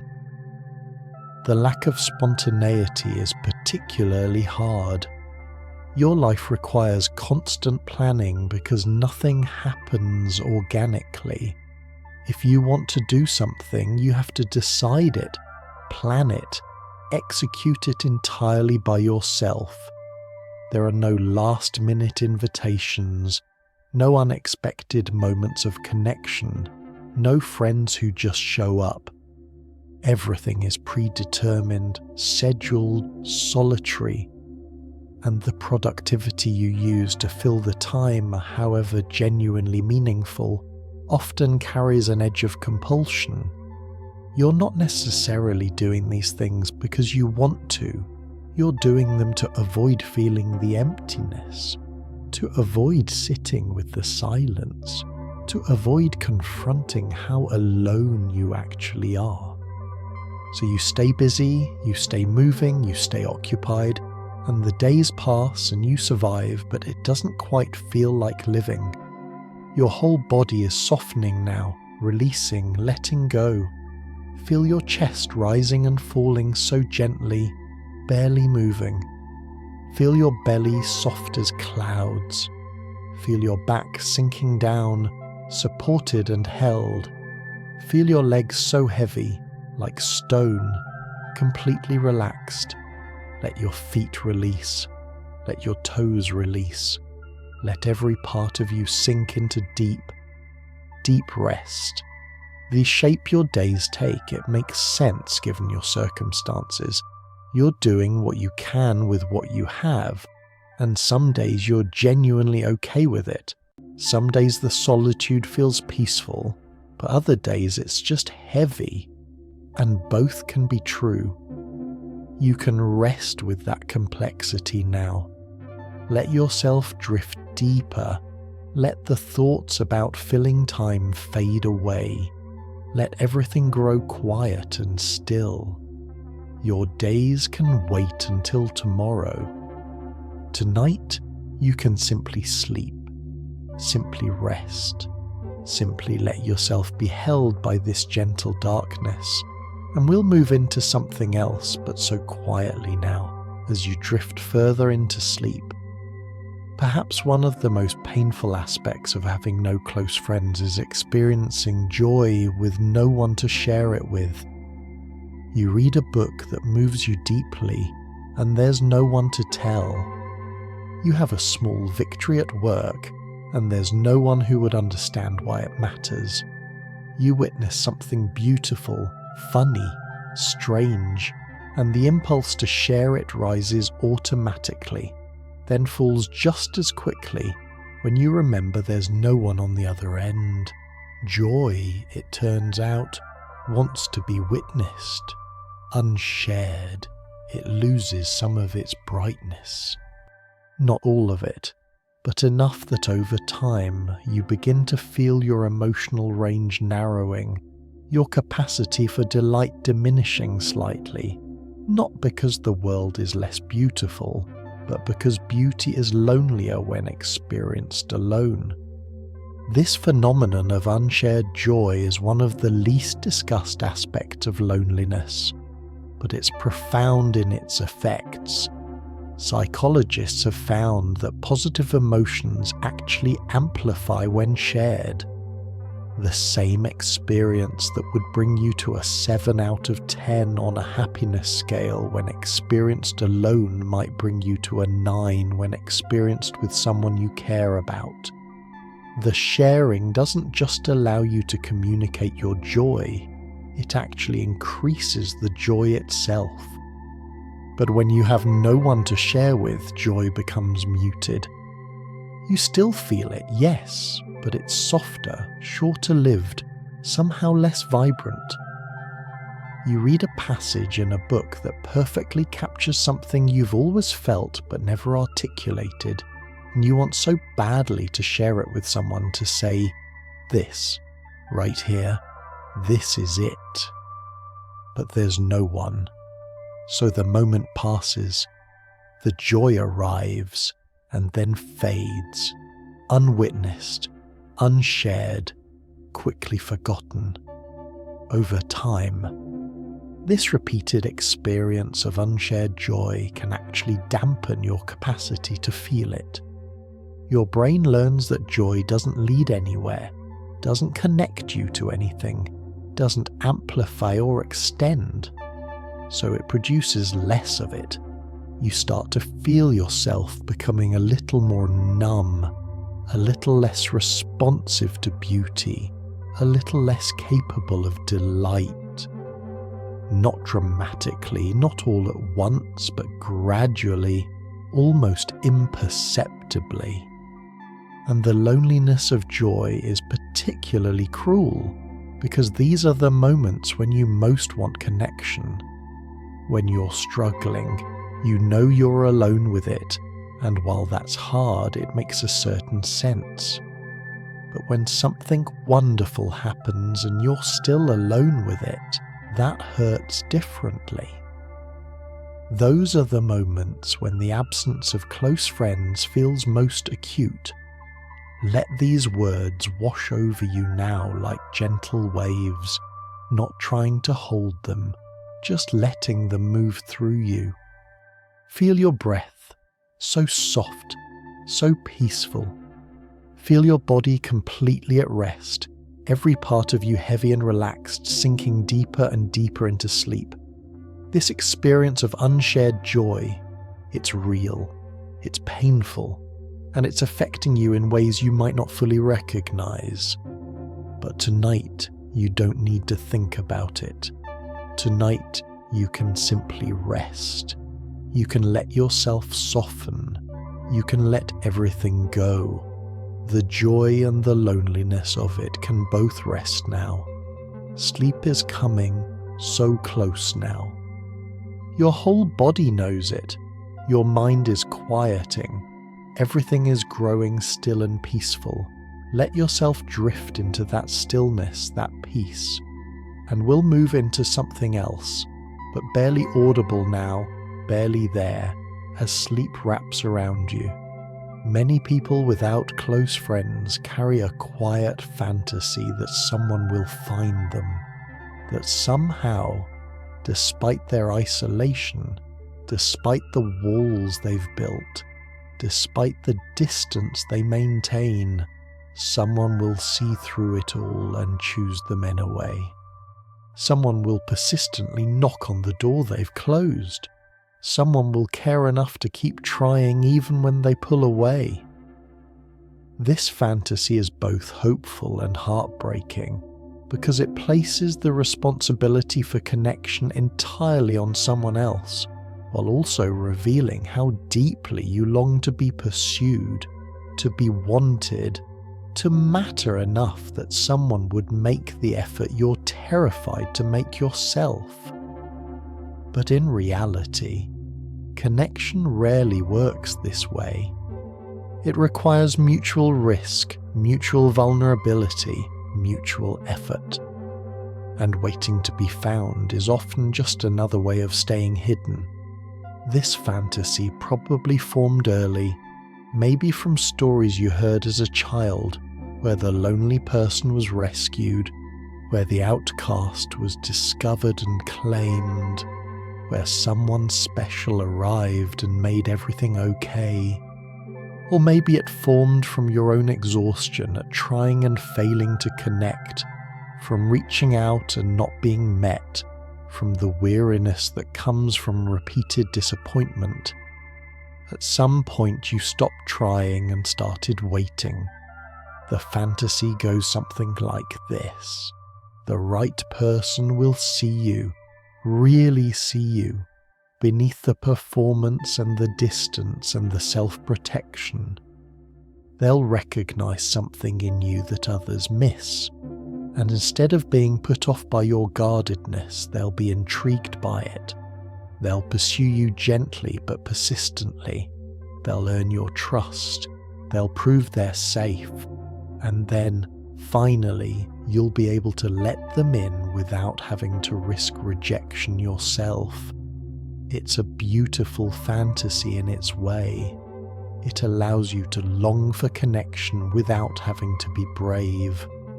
It lets you imagine being chosen without having to choose.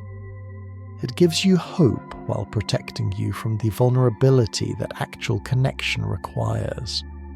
But it's also keeping you stuck, because real friendship doesn't usually happen this way. Real friendship requires both people to show up, to risk, to initiate, to be vulnerable first without guarantee of reciprocation. Waiting to be found is really a form of hiding. It's saying quote 24. But connection doesn't come with those guarantees. It's always a risk. It always requires vulnerability. And the person who waits to be found is often waiting forever. Feel your body now, so deeply relaxed, every muscle released, every part of you at rest. Your breath is barely there, just the faintest movement.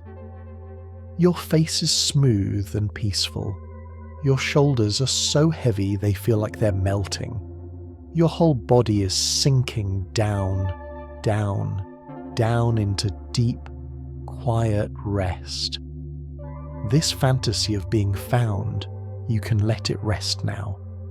You can acknowledge the longing underneath it, the desire to be seen and chosen and wanted, without needing someone else to do all the work of connection. You deserve connection. You deserve to be found. But you also deserve to find others, to reach out, to risk. You don't have to do that tonight. But you don't have to keep waiting either.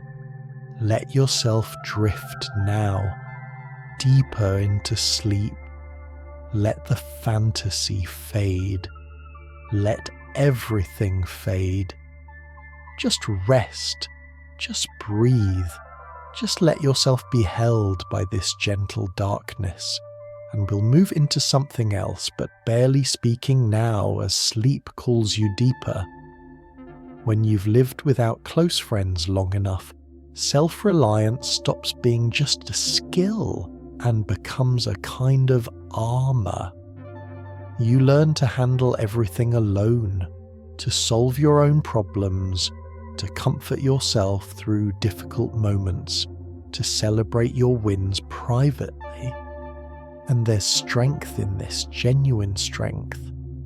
But there's also a brittleness, a fear disguised as independence. Because somewhere underneath the self-reliance is the belief that needing others makes you weak, that depending on anyone is dangerous, that the only person you can truly count on is yourself. This belief protects you from disappointment, but also locks you in a cage of your own making, where connection feels like a threat to the very autonomy you've built your life around. Self-reliance as armor develops gradually. Each time you need support and don't have it, you learn to provide it for yourself. Each time you want to celebrate with someone and have no one to call, you learn to celebrate alone. Each time you go through something difficult and have to handle it by yourself, you become a little more convinced that you don't need anyone. It's adaptive in the moment. It keeps you functional. But over time, it hardens into something more rigid. You start to take pride in your independence. You tell yourself you're strong because you can handle everything alone. You see people who rely on friends as somehow weaker, more dependent, less capable. You convince yourself that self-sufficiency is superior to interdependence, and in doing so, you transform your isolation from something painful into something noble. You're not lonely, you're independent, you're not missing connection, you're self-contained. But underneath this narrative, there's usually fear. Fear that if you let yourself need people, they won't show up. Fear that if you depend on anyone, they'll let you down. Fear that vulnerability will lead to hurt. So you protect yourself by needing no one, by handling everything yourself, by building a life that doesn't require anyone else's participation. It feels safe. It feels strong. But it's also profoundly isolating. And here's the paradox. The more independent you become, the harder it is to accept help or connection even when it's offered. You've built your entire identity around not needing people. If someone tries to help, you reflexively refuse. If someone tries to get close, you pull away. Your armor has become so complete that you can't take it off even when you want to. You're trapped in your own self-sufficiency. Your whole body is at rest now, deeply, completely at rest. Feel your breath, so gentle, barely moving. Feel your chest soft and open. Feel your belly released. Feel your back sinking down, your hips heavy, your legs like stone, completely relaxed. Let everything let go. Let everything soften. Let yourself be held. This self-reliance you've built, it's kept you safe. It's kept you functional. And there's real strength in it. But tonight, you can let it rest. You can acknowledge that maybe, underneath the armor, you do need people. Maybe you do want to depend on someone sometimes. Maybe independence isn't the highest good. Maybe connection, with all its risks, is what you actually want. You don't have to change anything tonight. You can simply let yourself acknowledge the truth. You can rest with it. You can let the armor soften just a little. You're safe here. You can sleep now, letting everything go, letting yourself be vulnerable in this quiet darkness where no one can hurt you. And we'll move into something else, but so quietly as you drift deeper into sleep. What people don't realize about having no close friends is how the absence accumulates. It's not just one missed birthday or one lonely holiday. It's years of them. It's hundreds of small moments where you wanted to reach out and didn't know who to call. It's countless times you edited your truth to fit what seemed acceptable to share. It's the slow accumulation of unexpressed feelings, unwitnessed experiences, unshared thoughts that build up inside you like sediment, layer upon layer, until you're carrying a heaviness you can't quite name. This accumulated absence changes you in ways that are hard to see but deeply felt. A kind of emotional malnutrition that affects everything, even when you can't point to a single moment that caused it. The weight of accumulated absence is different from acute pain. Acute pain you can identify, locate, treat. But this accumulated weight is diffuse. It's everywhere and nowhere. It's the background of your entire life. You carry it so constantly that you almost don't notice it anymore, but it affects everything. Your energy, your motivation, your capacity for hope, your sense that life can be good. Think about how many moments of potential connection you've experienced and had to let pass. How many times you wanted to call someone and had no one to call. How many thoughts you wanted to share that went unshared. How many feelings you wanted to express that stayed unexpressed. How many experiences you wanted to process with someone that you had to process alone. Each individual moment might seem small, but collectively, over years, they create a massive weight. And this weight isn't just emotional, it's physiological. Research shows that chronic loneliness affects your body, your stress hormones, your immune system, your cardiovascular health. The absence of connection doesn't just make you sad, it literally changes your biology. Your body is trying to survive in a state it wasn't designed for, isolation from the tribe, and it's taking a toll. You might not recognize how heavy you're carrying this because you've been carrying it so long. You've adapted, you've normalized it, you've learned to function under this weight. But just because you can function doesn't mean the weight isn't there.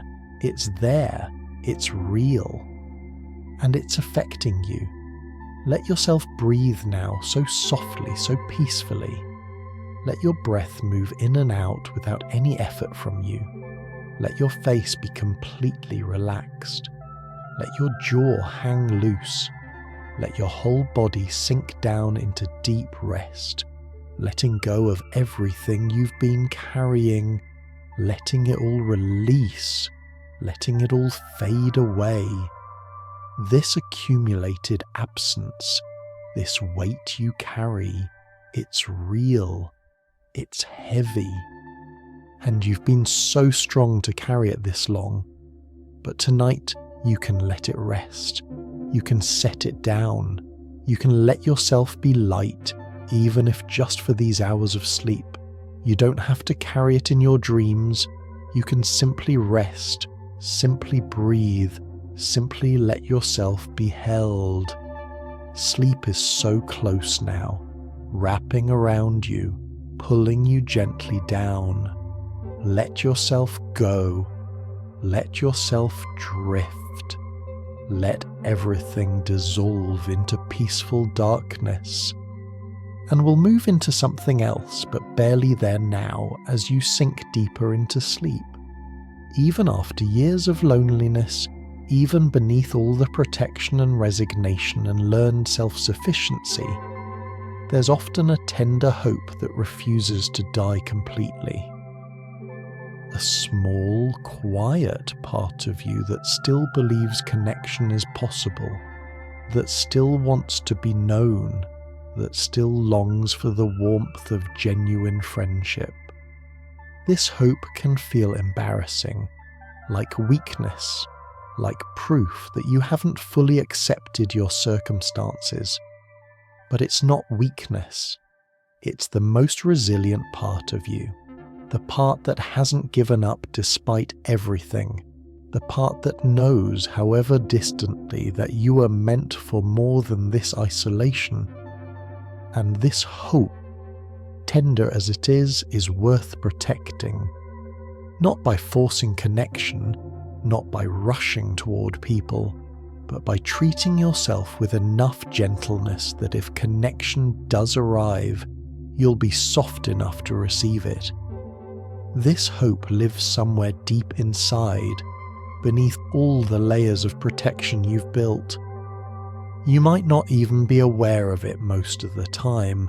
It's buried under cynicism, under resignation, under all the stories you tell yourself about being fine alone. But it's there. You can feel it sometimes, in those moments when you see genuine connection between people, and feel that ache of longing. That's hope. That's your heart saying it still wants this, still believes it's possible. The hope is tender because it's been hurt so many times. Every disappointment, every failed attempt at connection, every friendship that faded, they all wounded this hope, and yet it persists. It won't let you fully give up.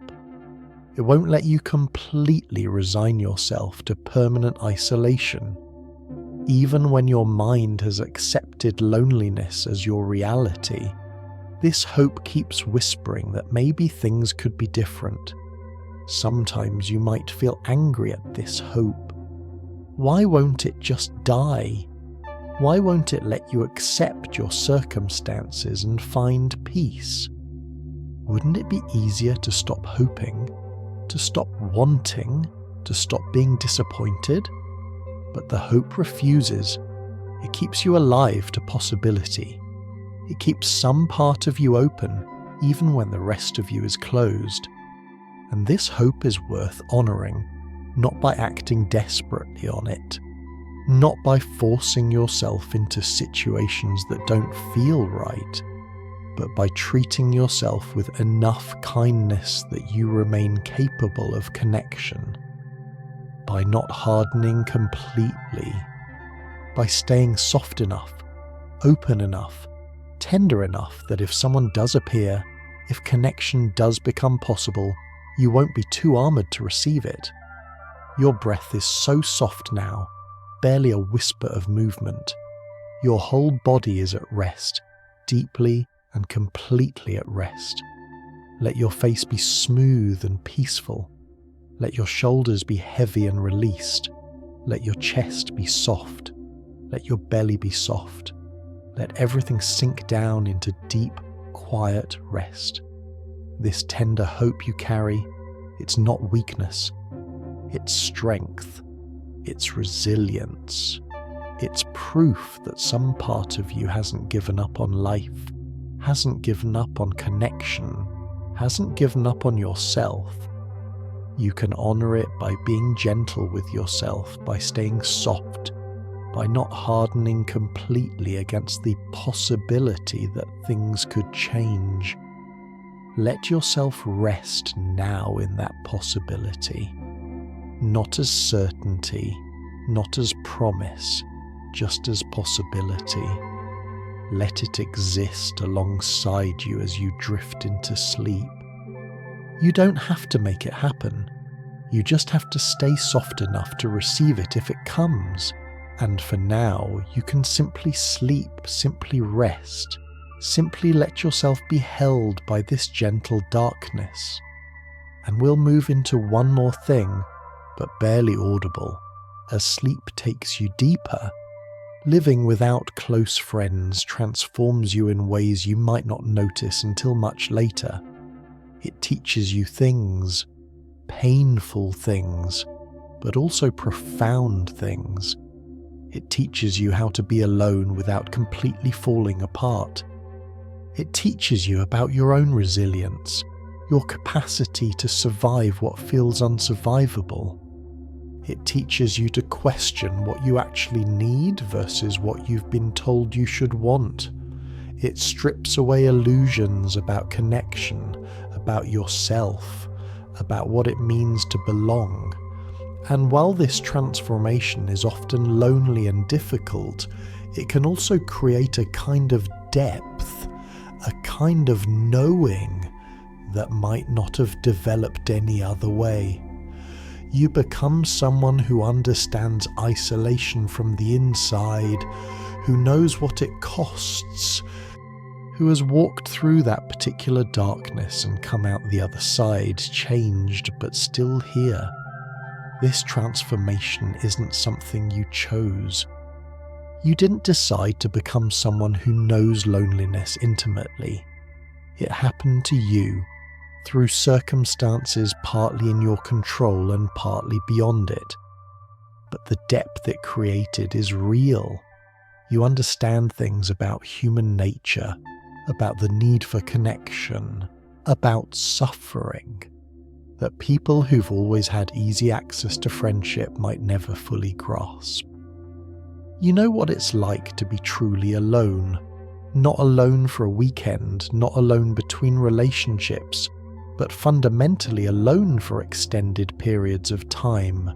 You know how that changes perception, how it affects every aspect of life, how it shapes who you become. That knowledge is heavy, but it's also valuable. It creates empathy for others who are struggling. It creates understanding of forms of pain that are invisible to most people. You've also learned things about yourself through this experience. You've learned how resilient you actually are. You've learned that you can survive without what you thought you needed. You've learned that you're stronger than you believed, even if that strength was forced upon you rather than chosen. You've learned to sit with discomfort, with longing, with grief, without completely falling apart. And you've learned to question.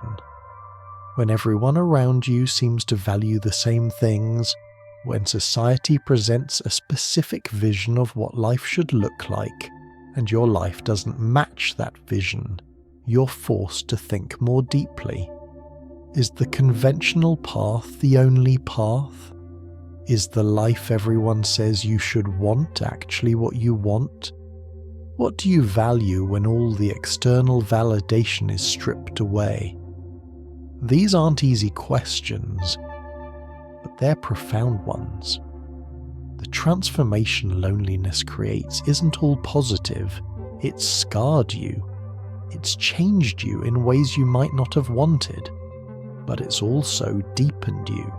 It's made you more thoughtful, more aware, more capable of understanding complexity and sitting with ambiguity. You're not who you would have been if you'd always had easy connection. And while parts of that loss are worth grieving, parts of who you've become are worth honouring. Let yourself rest now, so deeply, so completely.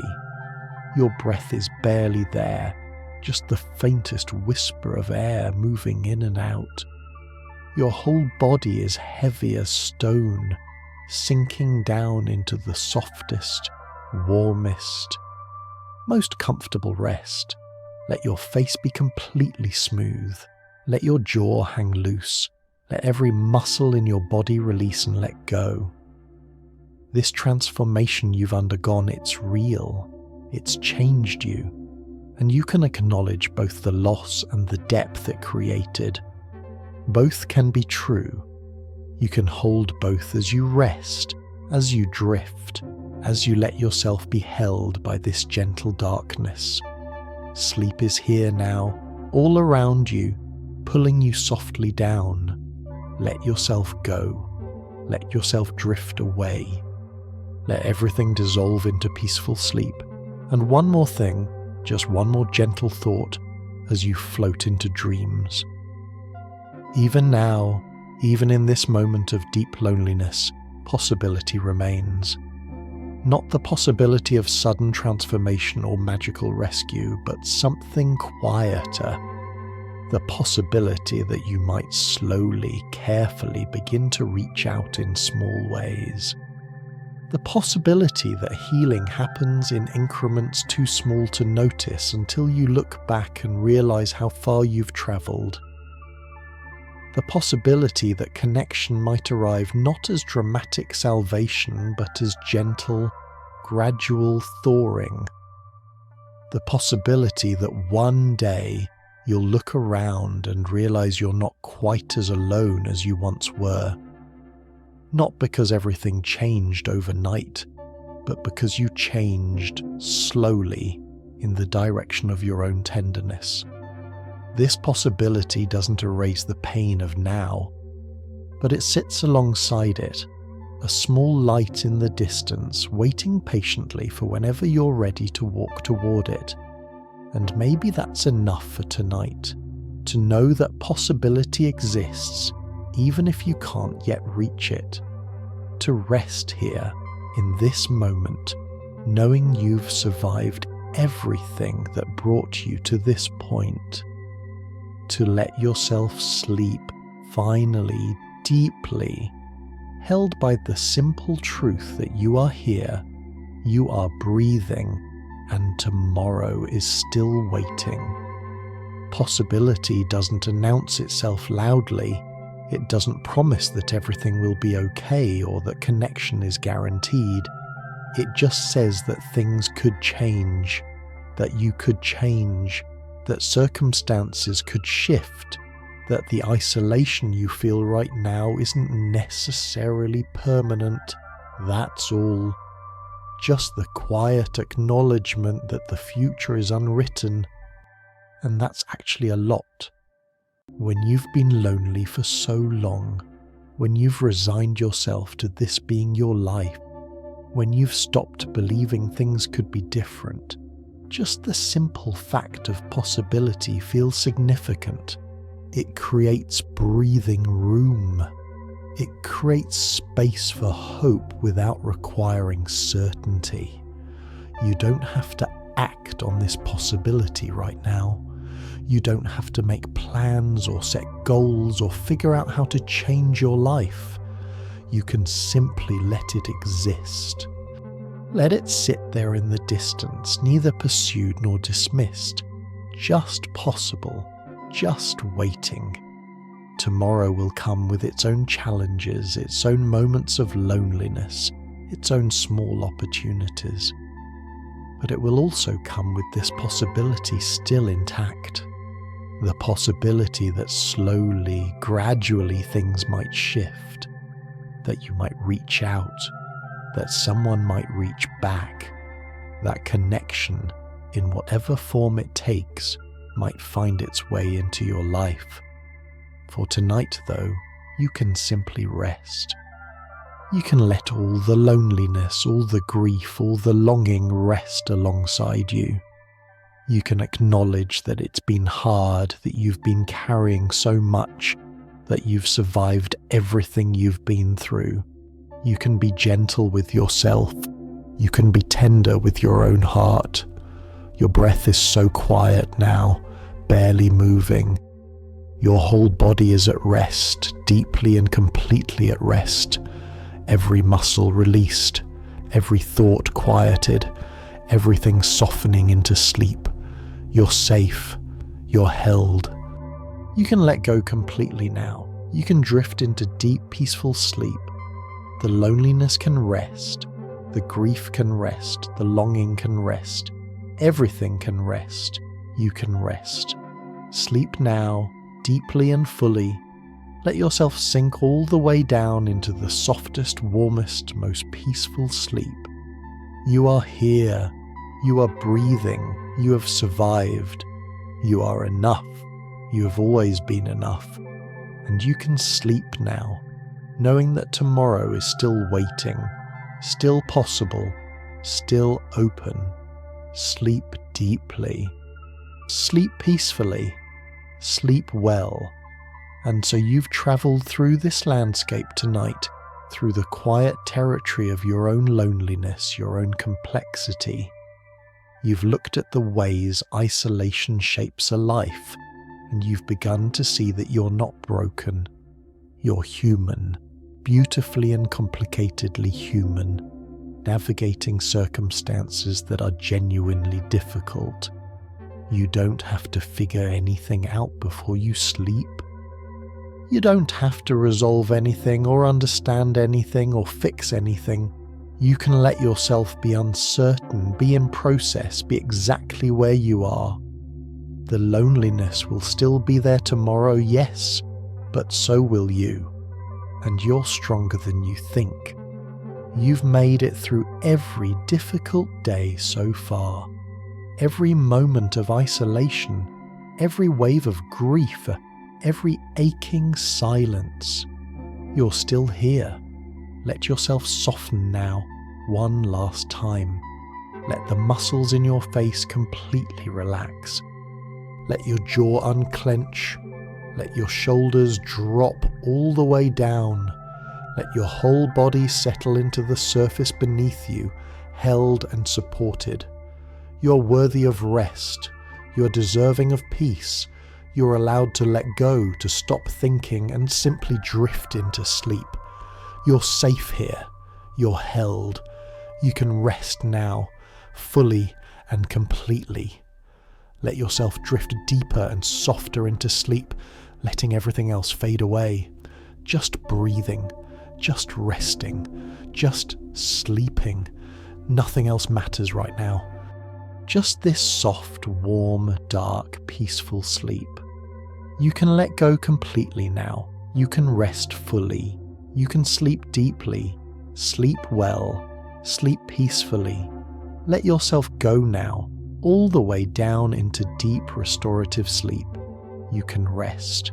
You deserve rest. Sleep now.